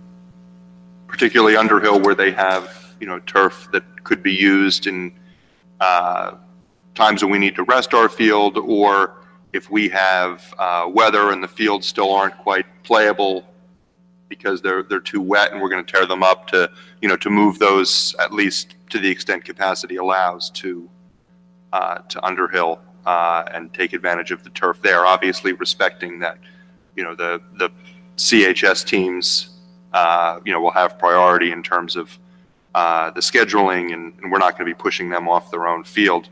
But, one point that, I think all of us up here are aware of generally, but, we need to sort of keep in mind because it has a huge impact on this is, you look around the state of New Jersey, and this goes to the point Mr. McGeehee raised before, enrollments in schools are down in most areas of the state. One of the areas where they're up, where population is growing and where school-age population is growing is Maplewood, South Orange, and perhaps unfortunately for us in terms of trying to leverage our surrounding communities, a number of them have the same issue, is that, this area sort of immediately surrounding us. It has a train station, has enrollment going. Yeah, and almost every town that doesn't has enrollment either staying flat or going down. So, so we've had, and the reason why our field use is at an all-time high, and we've looked at the statistics on that, and, and we are at an all-time high in terms of, number of users on the fields, percentage of time the fields are being used. And, it's because we have, not only the more sports being popular and but also just more school-age kids who are having to fit on the same number of fields. So obviously we have an issue of needing to make some changes because the rate at which we're using our fields currently, the length of the seasons, the amount of use they're getting is just not sustainable, and we're not going to have fields to play on in the long term if we don't make some changes. So as much as the sacrifices and some of the compromises we're going to have to make in the short term are going to hurt, I think we're going to just have to emphasize, and I think having, your willingness to meet with the coaches and the user groups is going to be really helpful here for them to hear from an expert. Because, that what everyone knows is that elected officials are experts on nothing. I'll get a Christmas card in town, so I can. Yeah. So for someone who is an expert in this field, and this is what you do, to go to the user groups, to go to the coaches and explain, these are some of the changes that we have to make, and if we don't make these changes now, the consequences in the long term are going to be devastating in terms of just not having fields to play on, or at least not having safe fields to play on. I don't want to be on that side of this coin. Absolutely not. To give you an idea of the way these turf blankets work, and I mentioned grass only grows based on soil temperature. So if you think about it, in the past, we go out and seed grass, seed fields in the spring, we seed them in the fall. But when do we use the fields most? Spring and fall. So it's like sending an infant out to war. It's never going to happen. Right. But what a turf blanket does is we put the seed down. Once the ground temperature gets to be about 40, 45 degrees, grass will start to germinate. If we didn't have the turf blanket, that may not happen until April or May. If we have the turf blanket, it may happen late February, early March. We can get about 6 weeks of growth. Basically means the grass plants are growing, but more importantly, the roots are growing. So that when we do take those blankets off, when we mow and get ready to play, and those grass plants get beat up, we have recuperative power. So that area that may have been 1,000 square feet of bare ground is now covered. We may beat up 50% of it, has some recuperative power. We have grass plants there that may come back. That's what we're trying to get to. The dozens and dozens of municipalities and school districts I do this for, those areas that we do the turf blankets get smaller and smaller and smaller until it's basically just kind of where the goalie stands. And then we take those turf blankets, we cut them up, and we use them elsewhere. They last for 5+ years, depending on how they're maintained and so on and so forth. It's not a one and done, all right? We've also got in the budget, I think 8 more turf blankets for other fields next year. That's a good thing. That's a cultural practice that we need to start getting to. Healthy grass plants are the best deterrent of weeds. That's all I can tell you. Healthy grass plants and using a grass seed that's got an endophyte, which is a natural defense mechanism, is our best defense against diseases and other pests. Those are things that we need to get to. We've got really old grass plants out there right now that we need to kind of invigorate and wake up, but we need to get new grass, the new species in there that'll basically be able to be resistant to a lot of issues, so we can minimize or even not even think about having to use, or as controlling crabgrass or goosegrass or some of the other weeds. We had talked about the Nancy as far as, one of the biggest weeds you see on our fields is clover. I don't like to kill clover. As long as the field is playable and the clover is not affecting playability and there's not too many bees that are going to affect kids, let the clover stay. Clover basically helps with nitrogen in the soil, right? It attaches nitrogen. Clover is a good weed. The IPM process, the integrated pest management process, is understanding what your thresholds are, right? And then basically just mitigating what are the problems. If there's no problems, there's no problems. So I need to put a blanket on this conversation. Yeah. Okay. But you're going to. Well, I'm going to do it. Yes. This is. I'm getting like deja vu here. What, if anything, does the Township Committee have to decide or do? At this point, I don't think there is anything for the Township Committee to take action on. Who decides on this Group 1, Group 2 treatment? So that's the Field Trust.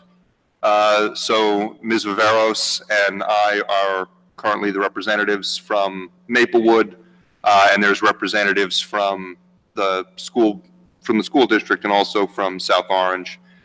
So we decide on, we vote on the use of the Field Trust. And in terms of the use of the fields, the scheduling, the length of the season, that's obviously something that Ms. Mancuso's department, in working with Calvin and Public Works and the Parks Department, is going to need to work on. So I don't think at this point, unless Ms. Mancuso or Mr. Bell think there's action required by the Township Committee at this point. I don't think there's anything that you need us to vote on. Just looking to get our 2019 budget passed so we could be ready to go in the spring between the Board of Ed and South Orange Yeah, just and you ourselves. understand That's way the this works. plan. You can't call these companies on April 1st and they can.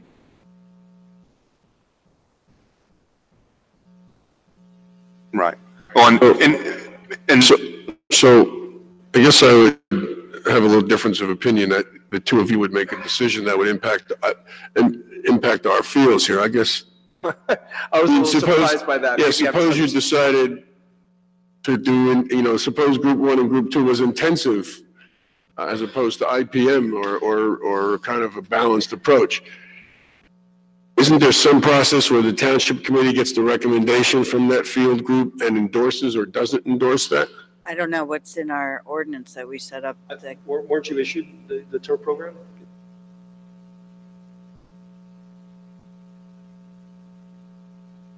Are you talking to me? Oh, yeah, both of you guys ever. That's not what we're talking about. No, I'm talking about who makes the decision to move forward.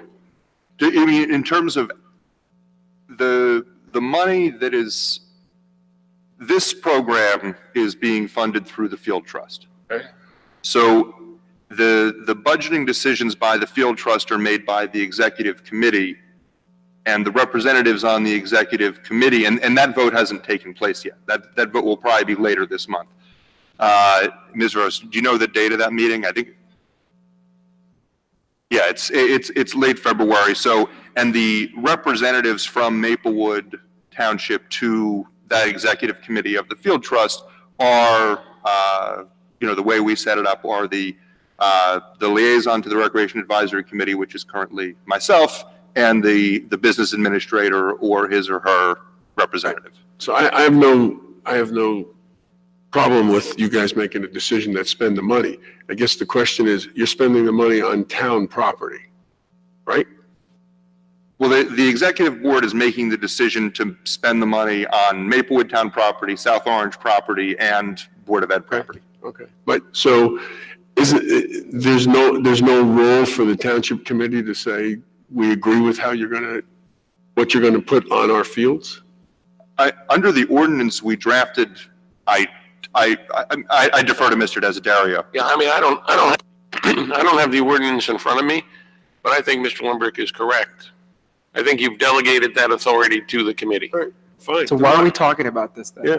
Well, we're just being made aware of it. No, I mean, the reason we have this is because all 5 of us face questions from residents, and we had several people here tonight that were talking about turf fields, not turf fields, and certainly if we start restricting use of the fields, we start pushing seasons back a week or two and limiting practices and things like that, we're all going to be hearing from the community on this and from residents and coaches and parents.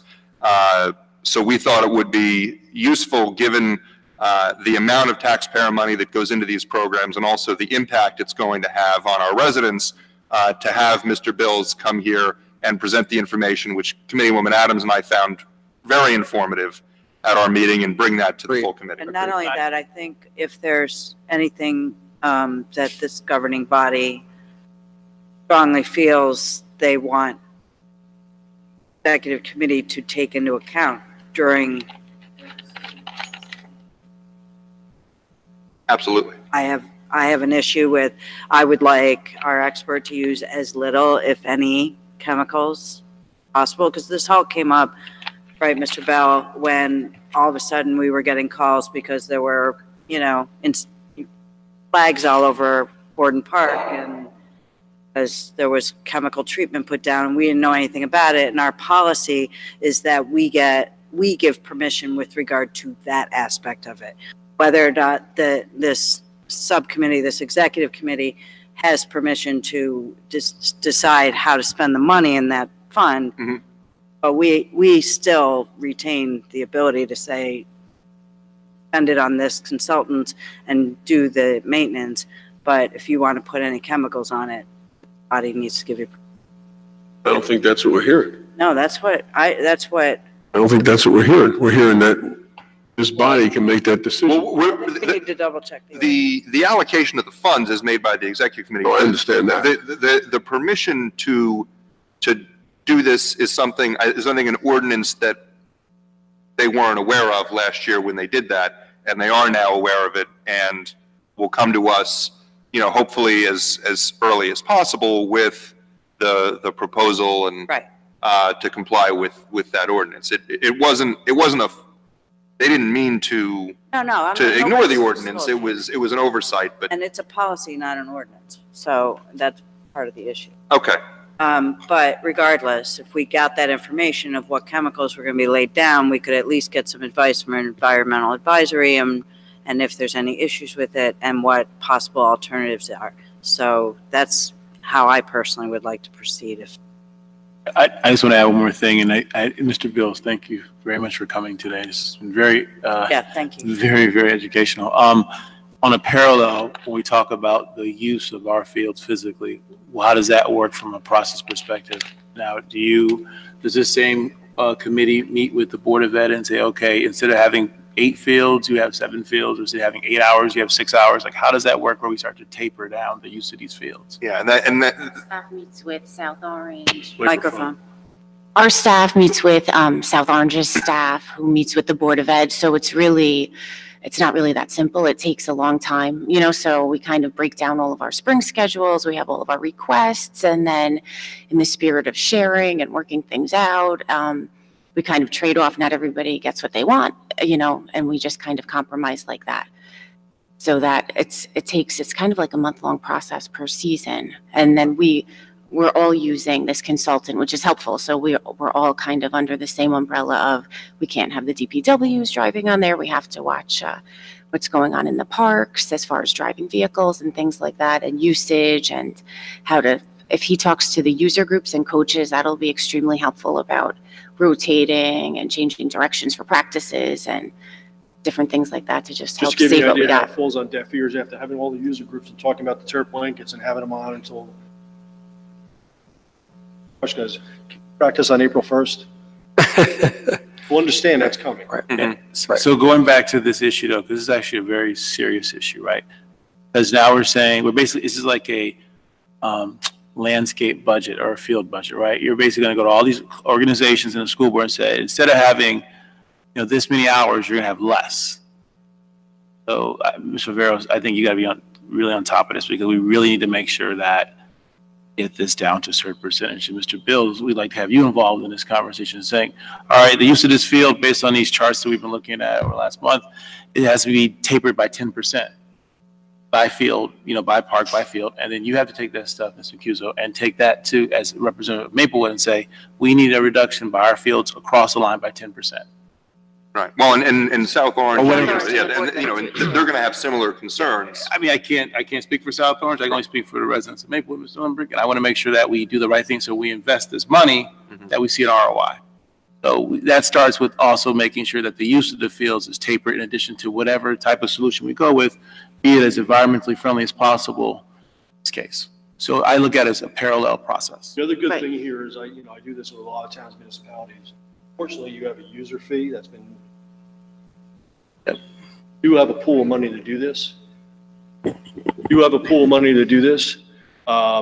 Many towns and school districts don't. They're starting, okay, now what do we do? We got, our fields are a mess. There's nothing in the budget. You've got a budget. User groups have provided that budget for you. So that's good news. Just tell me this. When does group 1 treatment start? April? And goes for how long? It's one treat. Well, it's 4 treatments throughout the season. Okay. So when is something coming back to us for whatever decision or policy check we're going to make? So, Mr. Bills, I think what the mayor wants to know is, if there's going to be application of chemicals that requires approval of this committee, when will you or someone else, Mr. Bell, someone else be in a position to come to this committee and say, this is what we're planning to do, this is where we're planning on doing it, and this is when? Is that something that you'll be in a position to do 2 weeks from today? 2 weeks from today, a month from today? The schedule's already done. I have it available to you immediately through Kate Schmidt at South Orange. So okay, Ms. Mancuso, could you go? I have the schedule on the list, so that can be provided tomorrow. Okay, so yeah, let's put that on the agenda for the February 19 meeting, so we can approve that so that we don't hold you up on your end and we can comply with our process on our end. You're presenting to South Orange next week, yes. Next Monday. Monday, right? And when do we sign up on field use? And when is that signed off on? Like the use of the fields by South Orange, who's signed? We're in the process now. So It's in the we next get to, 3 or we'll get 4 to see weeks. that before it's approved, right? We get to kind of sign off on that. No, we don't do No. that. We've never done that. But Yeah, but I think- think this year, I just want to make sure that we get to see it before we. sign off Okay, on it. yeah. Yeah, we I want can to see meet that. and see the permits and the requests. Sorry.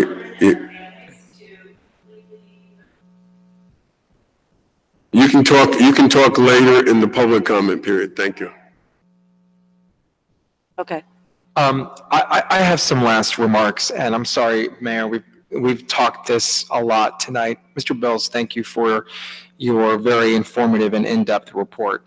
I think the conversation was a little bit tainted and mischaracterized, in my opinion, creating this idea that your report or your approach is the chemical and therefore bad approach, and the recommendation that we have received prior to your appearance this evening from our environmental advisory group is the better approach. I'm going to read you a statement, which is a direct quote from our environmental advisory committee, and you tell me if you agree or disagree with it. Is that fair? Okay, here we go. This is what it says.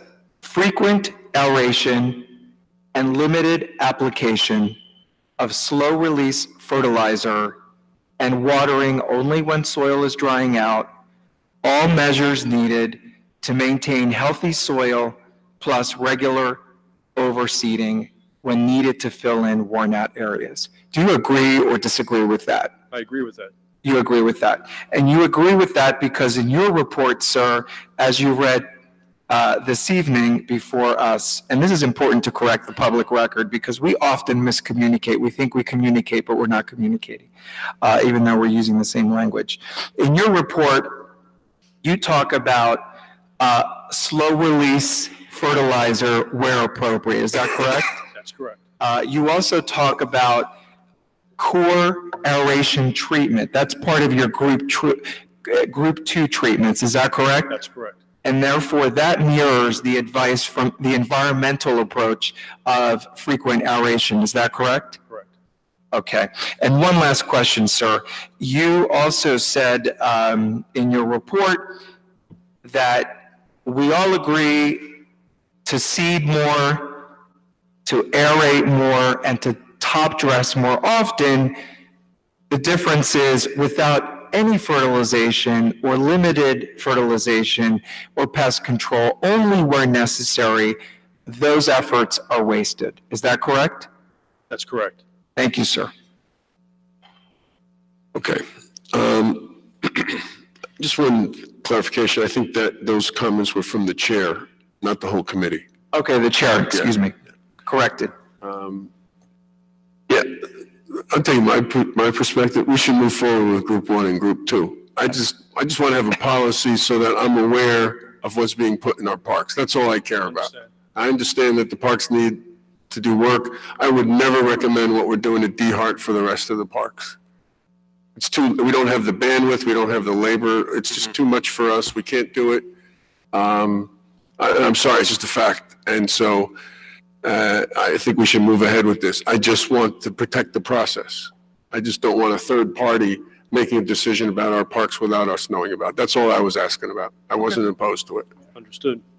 One more question, I swear. And in your consulting agreement with us, can you also, as a long-term plan, I want to recognize some other comments that were made tonight about looking at artificial turf. Can you theoretically look at fields and say, these are fields that might be possibly being an artificial turf field if we can't? Yeah, absolutely. The problem you have in Maplewood and South Orange, you've got some low-lying areas which don't lend themselves to synthetic, because if the drainage backs up, the field floats, and you have a major issue on your hands. You also may have stream encroachment issues, setback issues that'll make it very difficult from an engineering standpoint. Right off the top of my head, your easiest solution is Ritzer. The reason they're synthetic at more schools and municipalities is because of Title IX. Title IX is a federal law that requires, equal use for, boys and girls and everybody. So it makes it very easy for an athletic director to get the girls soccer team, the lacrosse team, the field hockey team, the band, everybody on there. All right. When otherwise, if it's a grass football field, the football team is playing on and that's it. Title IX has led to more synthetic than anything. So since it is a school property, to me, that would be the most logical spot, high area, large flat area, to be able to do something that would relieve a lot of pressure on these other park fields. Thank you for that comment, Mr. Bills. Okay. Thank you, Mr. Bills. And Mr. Bell. Okay. We're up now with the Board of Health meeting. At 10 o'clock. At 10 o'clock. We're flying, aren't we? All right. Pursuant to Section 5, Chapter 231, Public Laws Act 1975, this is to state for the record that adequate notice of this meeting has been provided to the public by posting and maintaining the annual notice of regular meetings on the bulletin board of the municipal building, by mailing annual notice of regular meetings for 2019 to the News Record and Star Ledger in December 2018, and by filing said notice in the office of the Township Clerk. Ms. Adams. Here. Mr. Daffis. Mayor DeLuca. Here. Mr. Lembrick. Here. Mr. McGehee. Here. Whereas Chapter 231, Public Laws of 1975, commonly known as the Open Public Meetings Act, requires that all meetings of public bodies be open to the public. And whereas Section 7 provides that the Board of Health has the discretion to permit, prohibit, or regulate the active participation of the public at any meeting. And whereas desire the Maplewood Board of Health to comply with the provision of this act, same time to conduct its business in an orderly and expeditious manner, now therefore be resolved by the Maplewood Board of Health. Township of Maplewood does hereby prohibit, except as set forth in a formal agenda, active participation in the deliberations of the Board of Health by the public, and except as otherwise prescribed by law, does limit the public to the observation of the actions and discussions of the Board of Health at all of its regular and special meetings. So moved. Second. Ms. Adams? Mr. Daffis? Yes. Mayor DeLuca? Yes. Mr. Lembrick? Mr. McGehee? Yes. Thank you, Ms. Fritzen. I will now accept the motion from the floor to approve the minutes from the January 15, 2019 meeting. Second. Ms. Adams? Yes. Mr. Daffis? Yes. Mayor DeLuca? Yes. Mr. Lembrick? Mr. McGehee? Yes. Mr. Rowe, you have the floor. Yes, we have one ongoing project, which is, we've started, haven't finished. It's with the Soma Two-Town Senior Program, and we're interviewing seniors about what their recollections are from vaccine-preventable diseases that used to happen everywhere.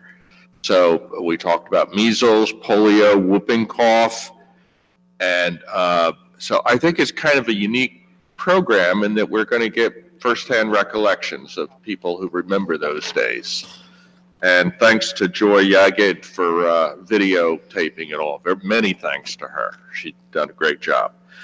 The Associated Humane Society van, which we had for about 6 months in front of the town hall, we've gotten back on their schedule. They're coming back to do low-cost rabies and other well care. It's not spaying and neutering this time, but they'll be coming back later this month.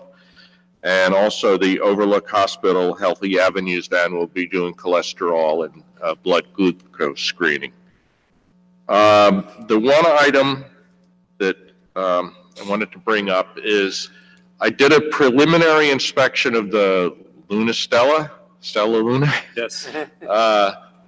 Store, and it looks great. It's fabulous. They've done a tremendous renovation, gutted it, and it's beautiful. And I think it's going to be a really wonderful restaurant when it opens. But being the health officer, I think about garbage. And so I had one thought that I don't know whether it's a good thought. I don't even know whether it's feasible. Maybe it should have been brought up months ago. Was I'm wondering if it might be possible for the Stella Luna restaurant and possibly St. James Gate to put their garbage dumpsters at the end of the Woodland parking lot. I don't know, it'd probably take out a couple parking spots.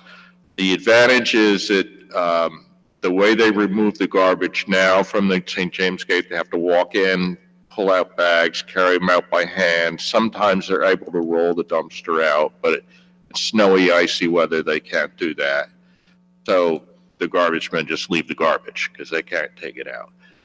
And so it's just a thought. I don't know whether it's even a good thought, but I just wanted to bring it up for consideration. Mr. Daffis, you are familiar with the MVA, and this is a discussion regarding the removal of garbage in the back of the gate and rebuilding a restaurant and the logistics behind that and ownership of properties and so forth. Right. I wasn't sure where you're proposing it would go. I certainly am open, and I think the MVA would be open. Who wouldn't be open to the idea of having an enclosed structure so the trash is not the way that it is? But where would it go? Where are you recommending? I couldn't really figure it out from your report. It would go at the far, I guess, east end of the Woodland lot. There's a garage behind the St. James Gate, so we'd go up against the fence. Liz, is that where permit parking is? Permit parking, 24-hour. Yeah. And So would that take out I did permit speak parking? with the owner of the Cell Luna and the property owner and the soon-to-be restaurant owner, and they kind of liked the idea. They said they'd be willing to build steps because there's a height differential there, and put in a gate, and also build in a brick enclosure, maybe somewhat like the one that's behind the Cassidy. Right now, every time we fix the fence, it gets ripped down again. So I'm thinking we might as well put in a gate and maybe people use it. So just consideration. I know it's late in the game on this particular project, but Yeah, I was there today and spoke to them, and I mean, to me, I don't see why we would give up public property to solve their private garbage problem. Second, I don't think you're going to get Kane and Abel to work or the Hatfields and McCoys to work together. It ain't going to happen. We tried this, your suggestion again on with the Village Coffee and the Cassidy. You're getting two independent operations to share one facility. It's very difficult. I don't see it. They're putting a patio in the backyard for eating. You're not going to have steps to go up to take care of the garbage. And I would not be in favor of giving up public land for private solution there. I mean, that's their operation. I don't see us having to solve that problem. They're building at the Luna Stella, they're building a recycling and garbage container behind the building. That's outside their garden area. I know it's a mess back. It's difficult for vehicles to get in there. Additionally, he's building a fence and putting up bollards there, and I just don't think that's going to work. You're not going to get that cooperation. And to the degree that people are ripping down that fence, we should put the police over there and find out who's doing it. Somebody's doing it on a regular basis because they're parking in the woodland and don't want to walk around. Yeah. I don't think you'd solve just that. a thought, and I think it's it would be nice if we could get everybody to work together, but it's just not happening. Yeah, for what it's worth, I agree with the mayor. I wouldn't want to take away, public permit parking, given we already have a parking crunch in town to address the garbage issue. As long as there's some other way to go about it, consistent with public health, I would strongly rather not do that. Thank you. That's my report. All right, one question for you. Dog licenses. Yes. That's when is that due? And isn't this the month, February? January was the month. Okay. And so we're starting to charge a late fee. Okay. We're up to about over 500 licenses. We'll probably wind up with a little over 700. So gotten a lot of January was a very busy month for licensing at the town hall. It will exceed last year's number of licenses, you think? I hope so. I hope so. Maybe put some more effort into it, but, Thank you, Mr. Rowe, for your report. thank you. Thank you, I Mr. Rowe. would like to offer the public the opportunity to address the Board of Health. Seeing no one, I will ask for a motion to adjourn. You've got So moved. it. Second. Ms. Adams? Yes. Mr. Daffis? Yes. Mayor DeLuca? Mr. Lindberg? Yes. Mr. McGehee? Yes, thank you, Ms. Fritzen. All right, our next agenda item is number 13. It's ordinance on final passage, ordinance 293819. Fritzen? You have to say the ordinance is published. Copies Yes, posted. that's right. Statement by Chair, the ordinance has been published, copies posted bulletin board in the municipal building, and copies made available to the general public in accordance with the law. Let me just read it Yeah, first. go ahead and read it. Bond ordinance of the Township of Maplewood in the County of Essex, New Jersey, providing for the township's allocable share of capital improvement projects being undertaken by the joint meeting of Essex and Union Counties, appropriating $852,000 therefore, and authorizing the issuance of $809,400 in bonds or note to the township to finance part of the cost thereof. I'll move this ordinance. Let me read it first. This ordinance has been published, copies posted. We just read Oh, you did that? Oh, all right. Yeah. Okay. You did that, good. Yes. All right, did you have the hearing? No. We need a public hearing. Is there anyone who would like to speak on this ordinance dealing with the capital improvement by the joint meeting? Seeing no one will close the public hearing. Mr. McGehee? Yes, thank you, Mr. Mayor. I move this ordinance be adopted as a whole and the clerk be directed to publish the same as a past ordinance in the Maplewood South Orange News Record according to law. Is there a second? It's your second, Mayor. I'm seconding it, thank you. Call the roll. Ms. Adams? Yes. Mr. Daffis? Yes. Mr. Lindberg? Yes. Mr. McGehee? Yes. Mayor DeLuca? Yes. We have another ordinance on final. Item 14, Mayor, ordinance on final passage 2939-19. It's an ordinance to direct the installation of a stop sign on Plymouth Place at its intersection with Highland Avenue. This ordinance will direct the installation of a stop sign on Plymouth Place at its intersection with Highland Avenue. This ordinance has been published, copies posted on the bulletin board in the municipal building, and copies made available to the general public in accordance with the law. Is there anyone who would like to speak on this ordinance? Seeing no one, will close the public hearing. And Ms. Adams, can we get a motion? Mayor, I move this ordinance be adopted as a whole and the clerk be directed to publish the same as a past ordinance in the Maplewood South Orange News Record according to law. I'll second. Please call the roll. Ms. Adams? Yes. Mr. Daffis? Yes. Mr. Lindberg? Yes. Mr. McGehee? Yes. Mayor DeLuca? Yes, thank you. Another final. Item 15, Mayor, ordinance on final passage, ordinance number 2940-19. Is an ordinance to direct the installation of a stop sign on Highland Place at its intersection with Maplewood Avenue. This ordinance will direct the installation of a stop sign on Highland Place at its intersection with Maplewood Avenue. This ordinance has been published, copies posted on the bulletin board in the municipal building, and copies made available to the general public in accordance with the law. Is there anyone who would like to speak on this ordinance? Seeing no one, will close the public hearing. And Ms. Adams, can we get a motion? Mayor, I move this ordinance be adopted as a whole and the clerk be directed to publish the same as a past ordinance in the Maplewood South Orange News Record according to law. Second. Please call the roll. Ms. Adams? Yes. Mr. Daffis? Yes. Mr. Lindberg? Yes. Mr. McGehee? Yes. Mayor DeLuca? Yes, thank you. We have an introduction of an ordinance. Item number 16, ordinance number 2941-19.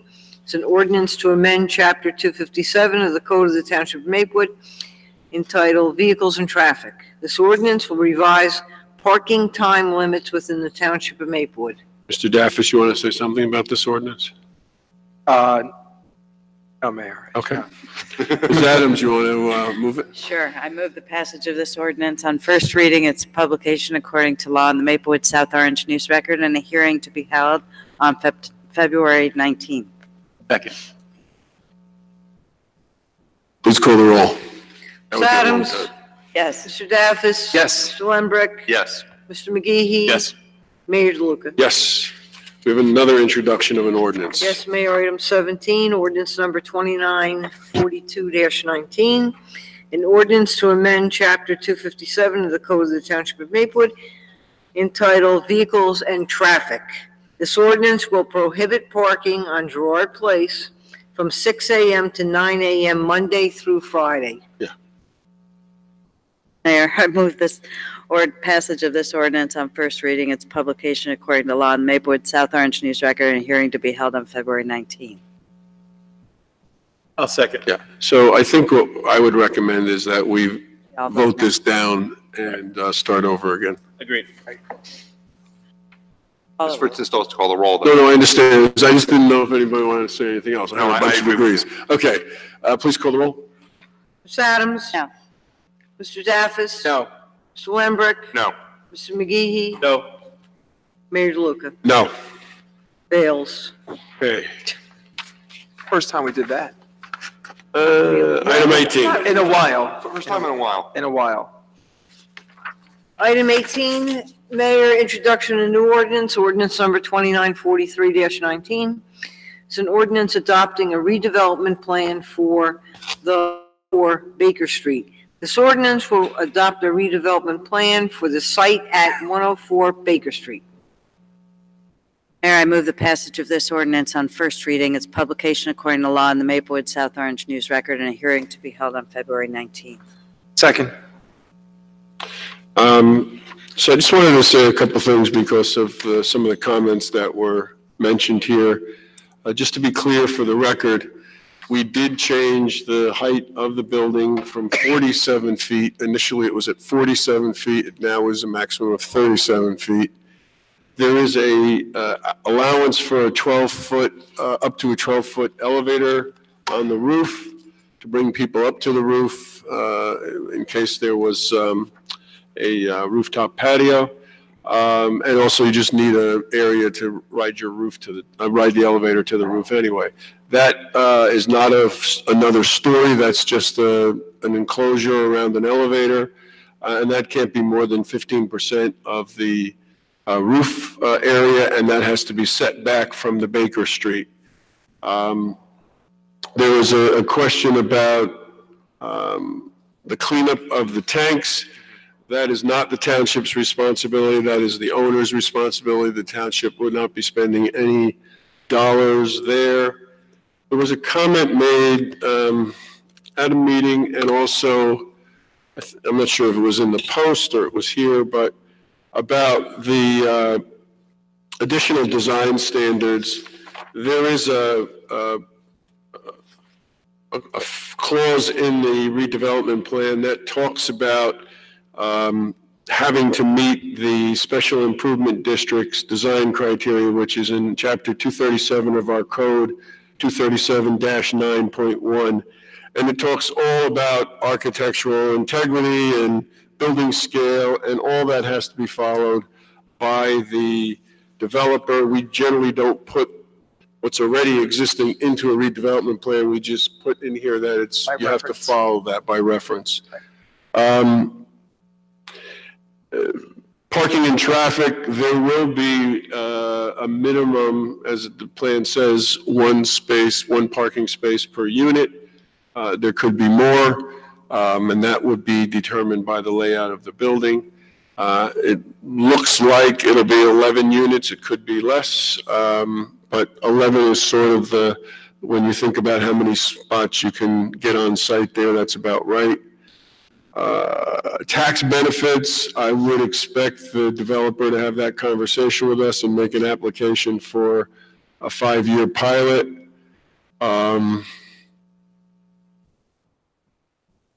As far as keeping the community informed, we did send out a blast email before the first community meeting last year. We sent out another blast email.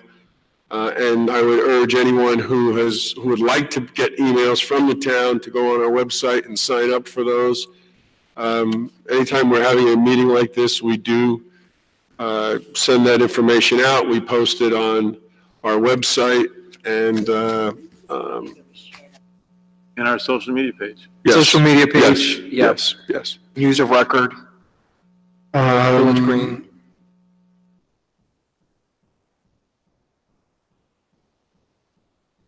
Oh, the visioning process. So, we're still waiting for the report. We've had some preliminary reports. One of the recommendations is going to be to develop micro apartments. I'm not sure. So I think the planners that we've been working with do believe that there is room for some more residents in the village. They didn't weigh in on this particular issue. There was this issue of the demolition and the process here. The way the demolition ordinance in the SID guidelines is that you want to demolish something, you have to prove that it's economically detrimental, you have to have a site plan approved, you have to have everything done before you can demolish it. This is not that kind of a situation. This is a garage that is dilapidated. There are potentially storage tanks underneath this. So this building needs to come down. If we were to wait for a site plan approval, this building would stay up for almost another 6 months.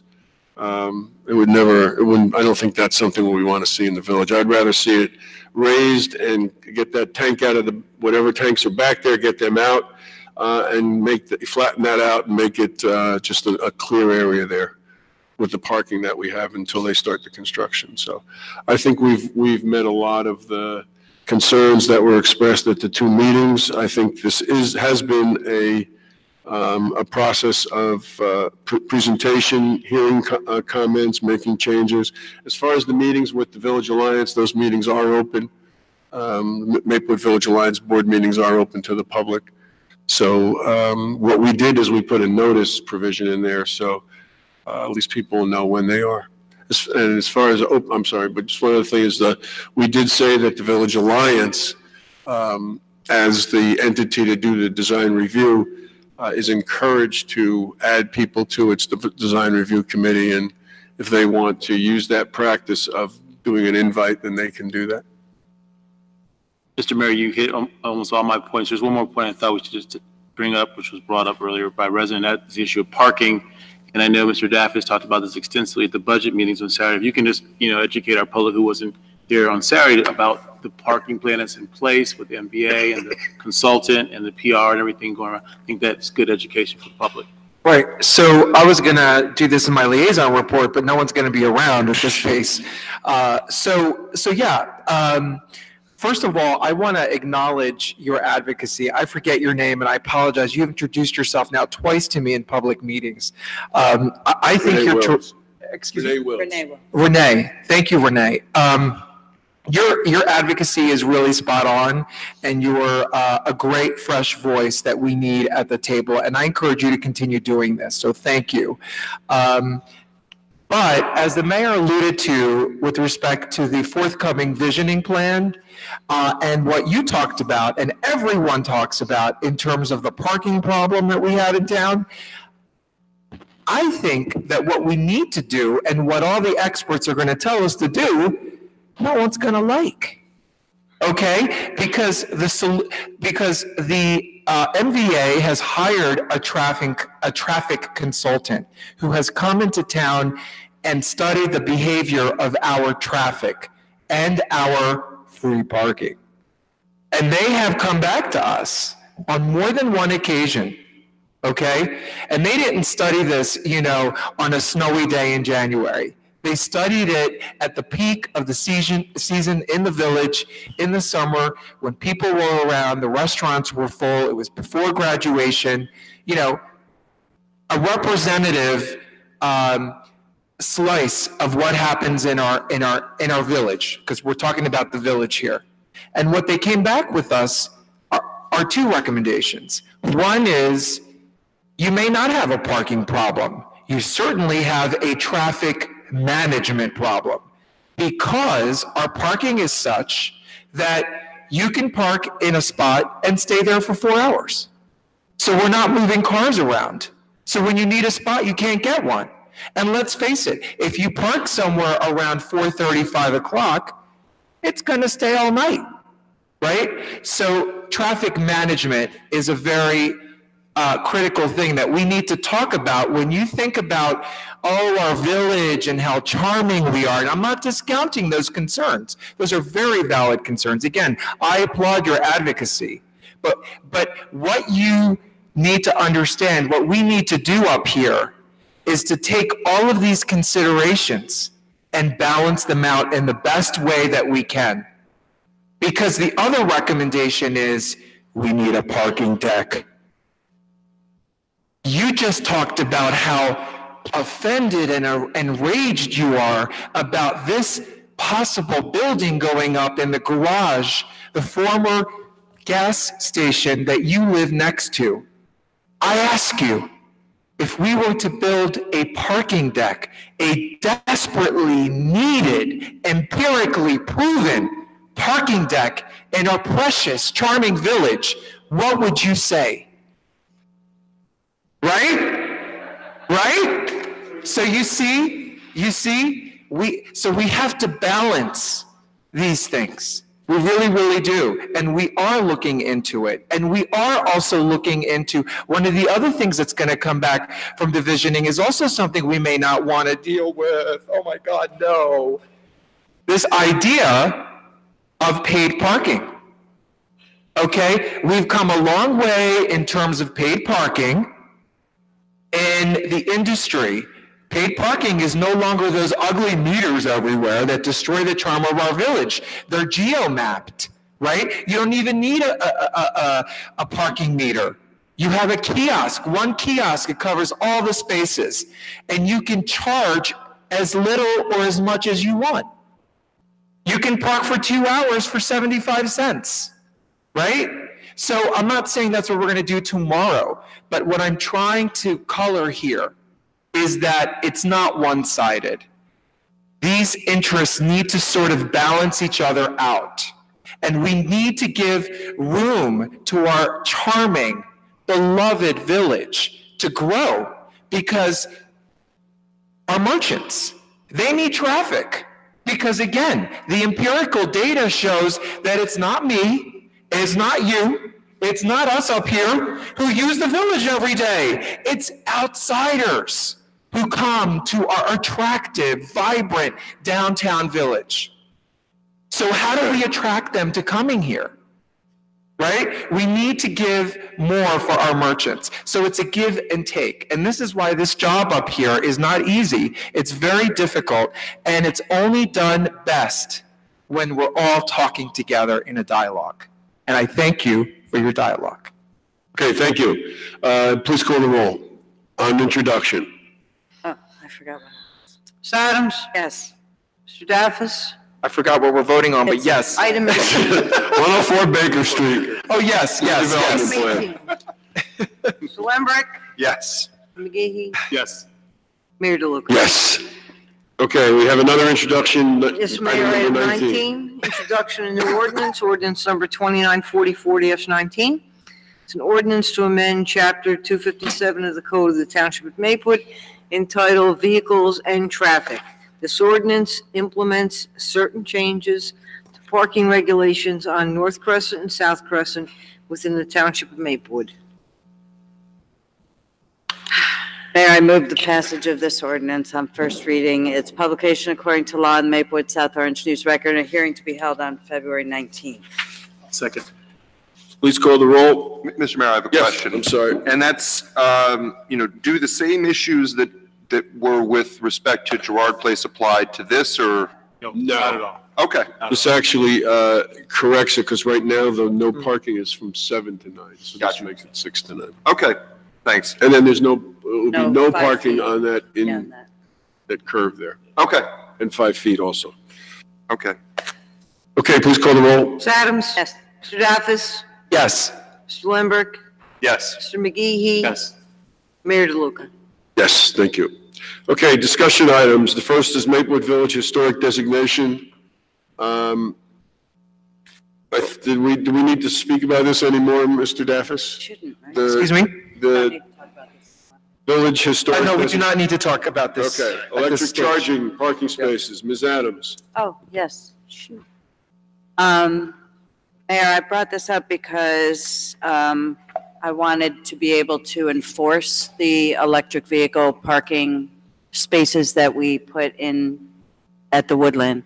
The 2 spaces, anecdotally, I've seen several gas-powered cars parked in the electric vehicle.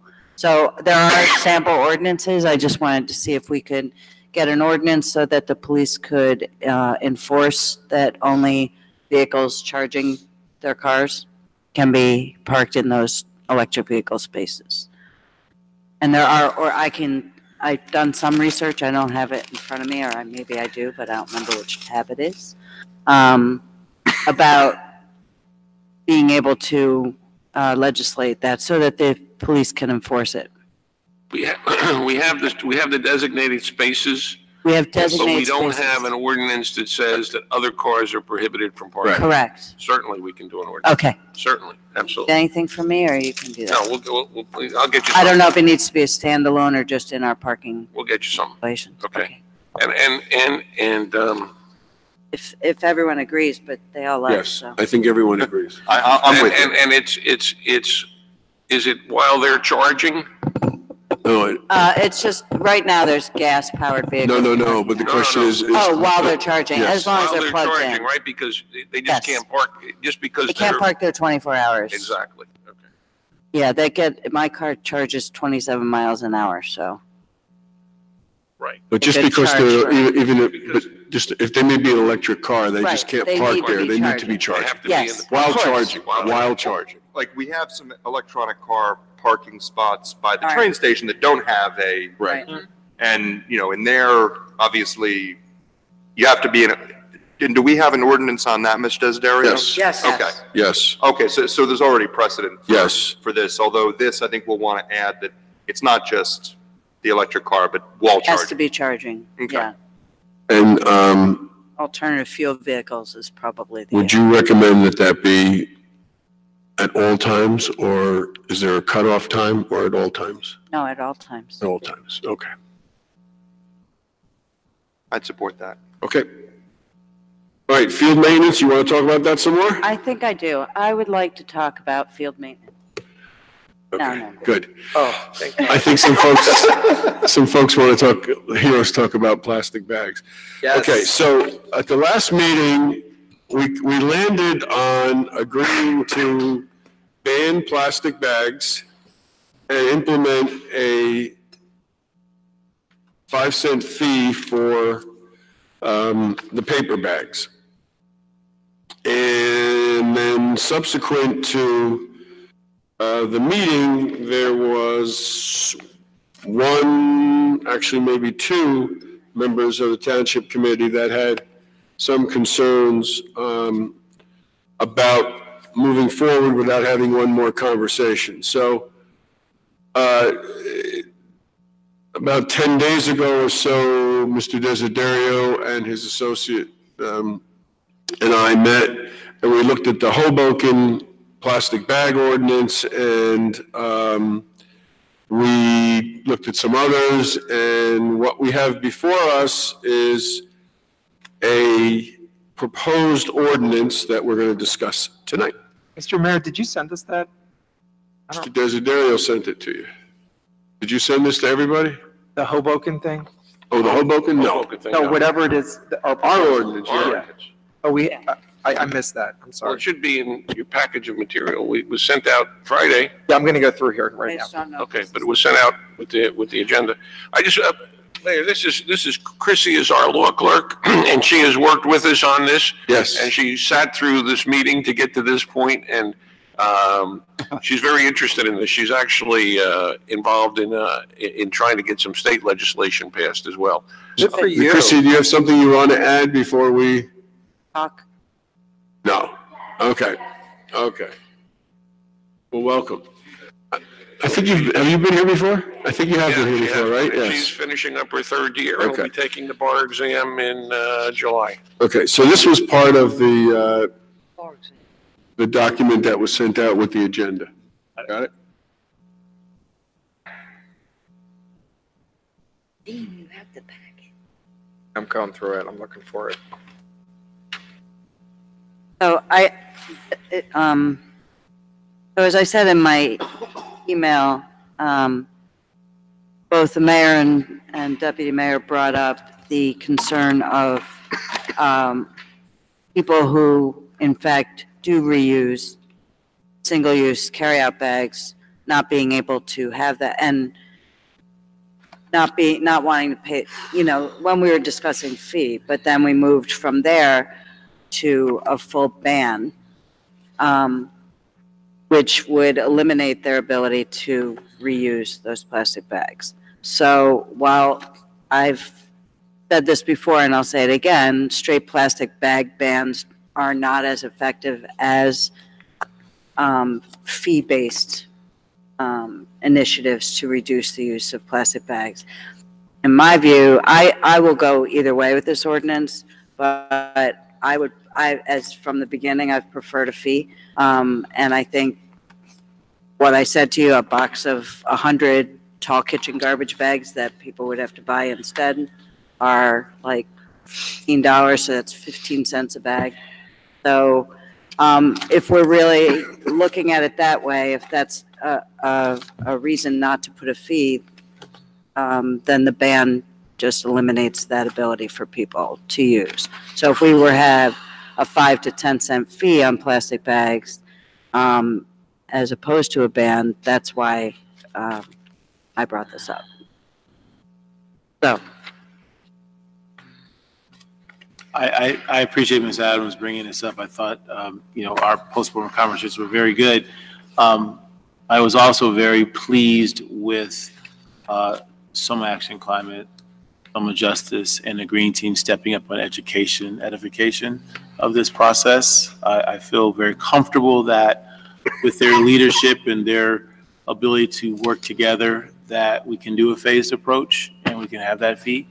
I think the question is, one of the questions we have to figure out is the logistics of the collection of the fee and that process. Obviously, we're not going to incur that cost or incur that fee. We're just saying it's going to be in the merchant's hands, but just making sure that they follow through with the fee after the 60-day phased approach. So, well, the proposal is to ban plastic bags and tax paper bags 5 cents. And it makes no distinction between anybody's plastic bag. So it's not just a supermarket, but it's a plastic bag for one of the gift shops, for the paint store, drugstore, except for the drugs, except for pharmaceuticals. But anything on the other side, outside of that at the counter, that would not work. Bag, a greeting card, something like that, right? So, and then any paper bag you get, whether it's a paper bag at a gift store or anywhere else, a supermarket, you're going to be paying 5 cents for that bag. That's the proposal. That's, we're following some of what I've heard from some of the activists is that the Hoboken one is a good model to follow, and that's why we looked at it. Of course, we've now pushed the dates back because, and so we started May. I think we'd have to push those dates back because we're not here. So I think now the way it would work is most likely by the time we get all this done, because we wouldn't be able to move on this until at best the next meeting, approve it in March. So we can either go with 60 days or 90 days, start at July 1st for the paper bags and then start plastic bag ban, and then start September 1st, say, with the 5 cent charge. So I was one of the people that asked that we discuss this again, Mayor, and I have two, I'm in favor of not starting over. I want to move forward. I think where we are is a really good place. We've discussed this, we've had our activists, we've looked at data, and I think we've reached a place that everyone is comfortable with. For me personally, I would ask the committee to entertain one additional exemption on the plastic and paper. We currently exempt recipients, folks on the New Jersey Nutritional Assistance Program, otherwise known as SNAP. There is an analogous program that some folks are on, a federal program called WIC, Women, Infants, and Children. It's also a nutritional supplement program I'd like to add where we say SNAP and or WIC. And that would make me happy for absence of a better description. And then my other concern was, although I recognize that it's difficult to do because it presents enforcement issues and it dilutes things so much that it presents the issue of why are we doing it at all then. I was concerned, I would ideally like to find a way to exempt the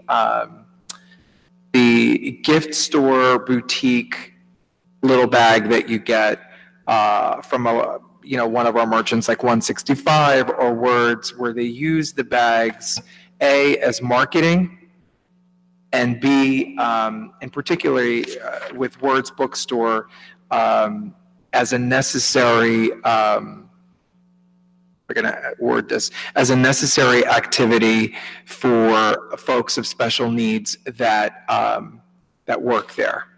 And that is a very important program for Words. Studies show that folks who have that sort of thing to do, to use a paper bag, to put the sticker on the paper bag and to put the product in the paper bag, is really makes them feel helpful and independent. And that is a commitment that Words makes to the community. And Words is one of our most successful businesses, right? One of our anchors in our town. People have told us that they come here for our amazing independent bookstore. Now, that being said, I don't know how we can do that. I don't know how we can say that. What we say right now is we say paper bags are defined as paper bags. Single-use plastic carry-out bag. Do we define paper bags?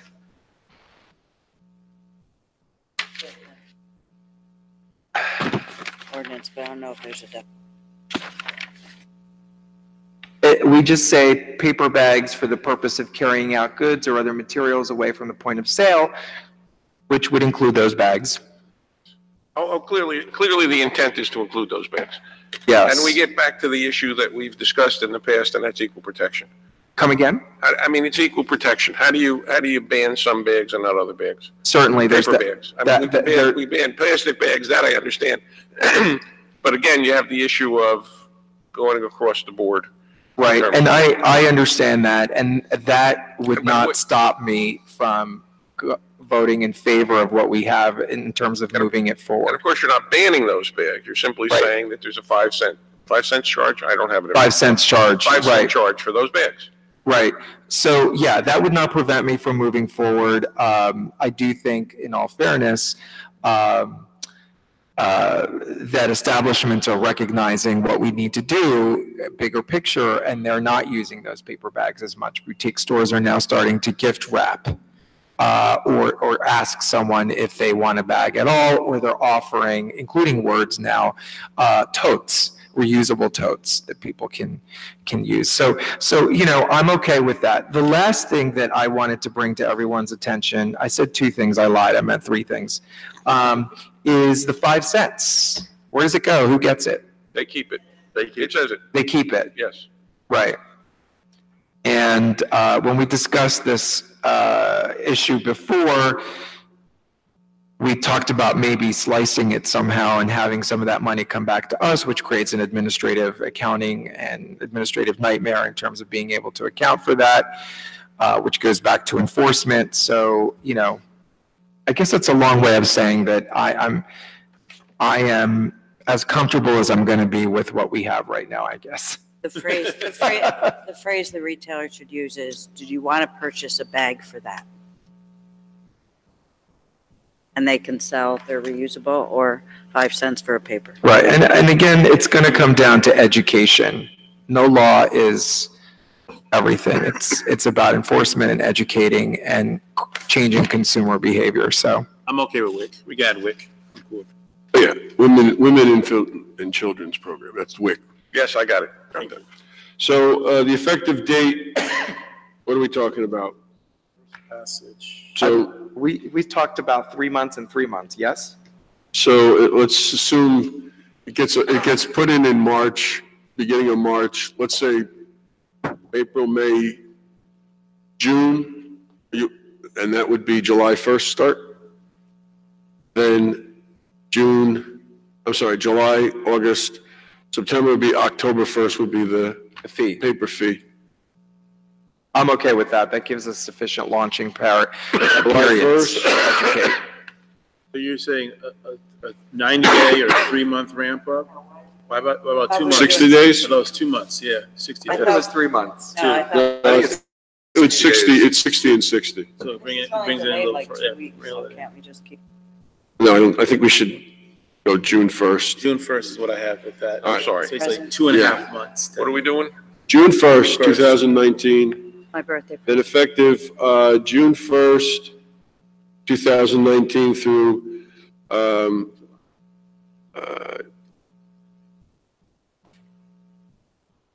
August 1st. I'm sorry, until July 31st. That is when, this is in the second, you don't have it in front of you? Not like Okay, that. so this is the part where retail establishments may provide a paper bag without charge between June 1st and July 31st, but it has to be requested. Right. Okay, then on August 1st, paper bag, we start the 5 cents, Gotcha. okay? And plastic is out as of June 1st. June 1st, plastic's out. June 1st to July 31st, a retail establishment can provide a bag upon request of the customer. And then August 1st, any paper bag is a 5-cent charge. And that gives us time to work with all these different groups to move that. Okay? Yeah, I'm sorry, you can't, at the end, you can talk. Later on, you can talk. You can't talk now. They're exempted. Dry cleaner bags are exempted. I'm sorry? Dry cleaner bags are exempted. Yes. You were last time, yes. It's in the ordinance. Yeah, it's in. Okay. All right? Can we just, for the record, Mayor, say that we haven't given up on straws, but that's. Oh, that's right. I wanted to. That's another Yeah, conversation. it's a but very not good tonight. conversation. Yeah, not for tonight. But not for tonight, just for the But record. I wanted to show you my new toy. It's got a Oh, straw. see? Yeah. Actually, it was a gift from my wife. I can get it open. They fold. Yeah, but it takes like forever. Your drink will be warm and cold and whatever before. But here it is, my straw. Oh, my God. So you gotta remember to carry that with you? Yeah, it looks like you're vaping. Yeah, Right. yeah. So Okay. this is a straw, so. Number 5. Yes, So you have to remember to carry that with you like, everywhere you go. like your toothbrush. And then you end up, As soon as we hit 11, there's abbreviated reports from. okay, I think number 5 is Ms. Viveros. Anybody? Mayor and Township Committee, just very quickly, we have a lease agreement with New Jersey Transit for the 2 commuter lots over on Baker Yeah, we're just trying speak to. up. Can't hear you. Yeah, you're kind of You mumbling. can't, Nope. Speak up. Move it closer. it's on. We have a parking agreement with New Jersey Transit for the 2 commuter lots.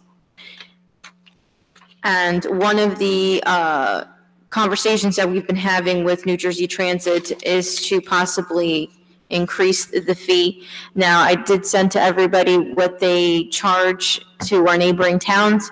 I'd say on average, $4. Currently, we are at $3. I am proposing that we increase it to $5. Second. $4. I think we could sort of revisit this every other year, because we haven't done this in quite a long time, but $5. if you're suggesting otherwise, we can certainly do that too. Per my email. $5. Well, Well, this is a request. We have to request it from transit. right. We request So $5. is that the motion to request $5? Somebody make a So motion? it's currently $3. Yes. Yes. Is it everybody who uses that lot for the most part out of towners, correct? What? No, not everybody, but I think it's A majority. more than not. I'm fine with $5.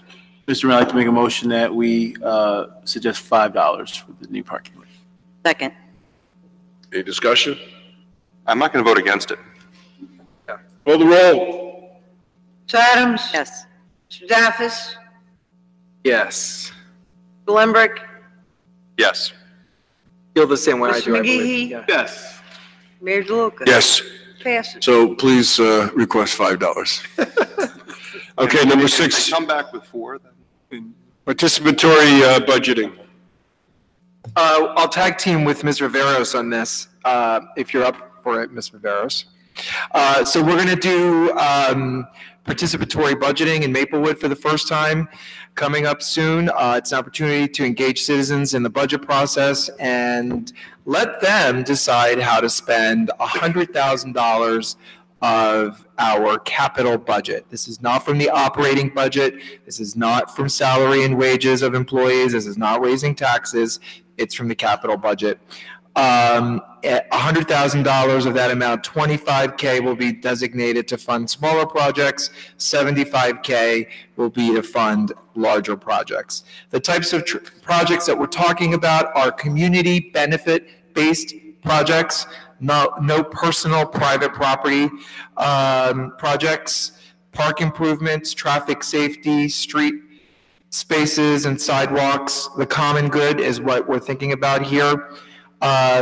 Everyone is eligible to apply, all residents of the township and local organizations, except for the special improvement districts and the library, which are already partially funded by the township, as well as the township boards and committees. They too are not eligible.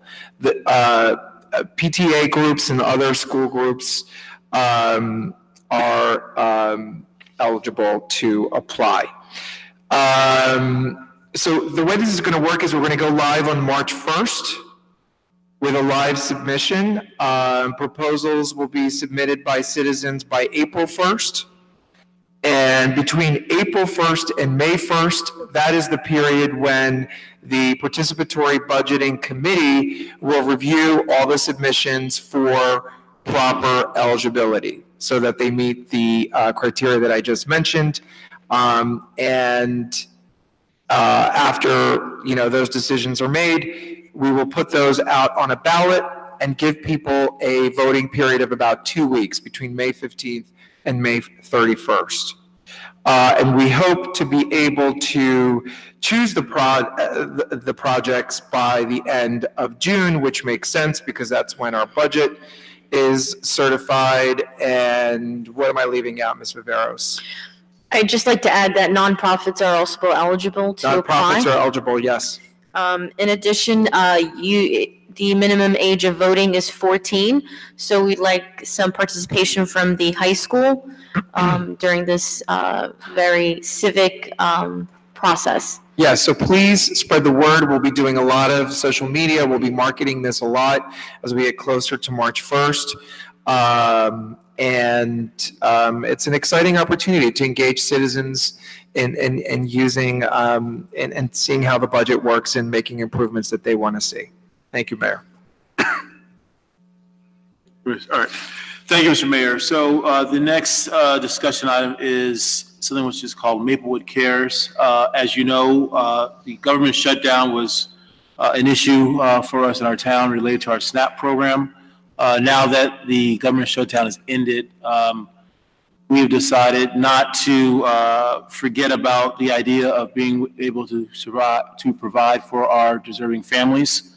What we do currently have is something called the Maplewood Fund, which was actually founded right after 9/11 due to the tragic loss of some of our Maplewood residents. So the Township Committee back in 2001 founded this fund, which was called the Maplewood Fund, and it was established to assist those impacted by 9/11. However, it grew into something else. It grew into something that was bigger than a Maplewood fund for people, 9/11 families. It grew into a fund that would be used for deserving families in time of need, in terms of housing, in terms of food, and other issues that need assistance. So what was happening was that the fund was being run by the welfare department at the time, Gail Brown, director back then, and there was a cap of $300 allocated for any assistance. When we decided to set up this fund, the idea was that we wanted to set up what you call a contingency fund for our residents in a way of two capacities. One, a fund where people could donate cash, and two, also in terms of grocery gift cards. But tonight we're just going to talk about really the allocation of funds to this new Maplewood fund, or this Maplewood fund, and also how we would disperse the funds. Actually, Glenn's done a lot of research on this, because we found out that this has been around for some time, and there's been quite a process behind it. So Glenn, I'll give you the opportunity to speak. Sure.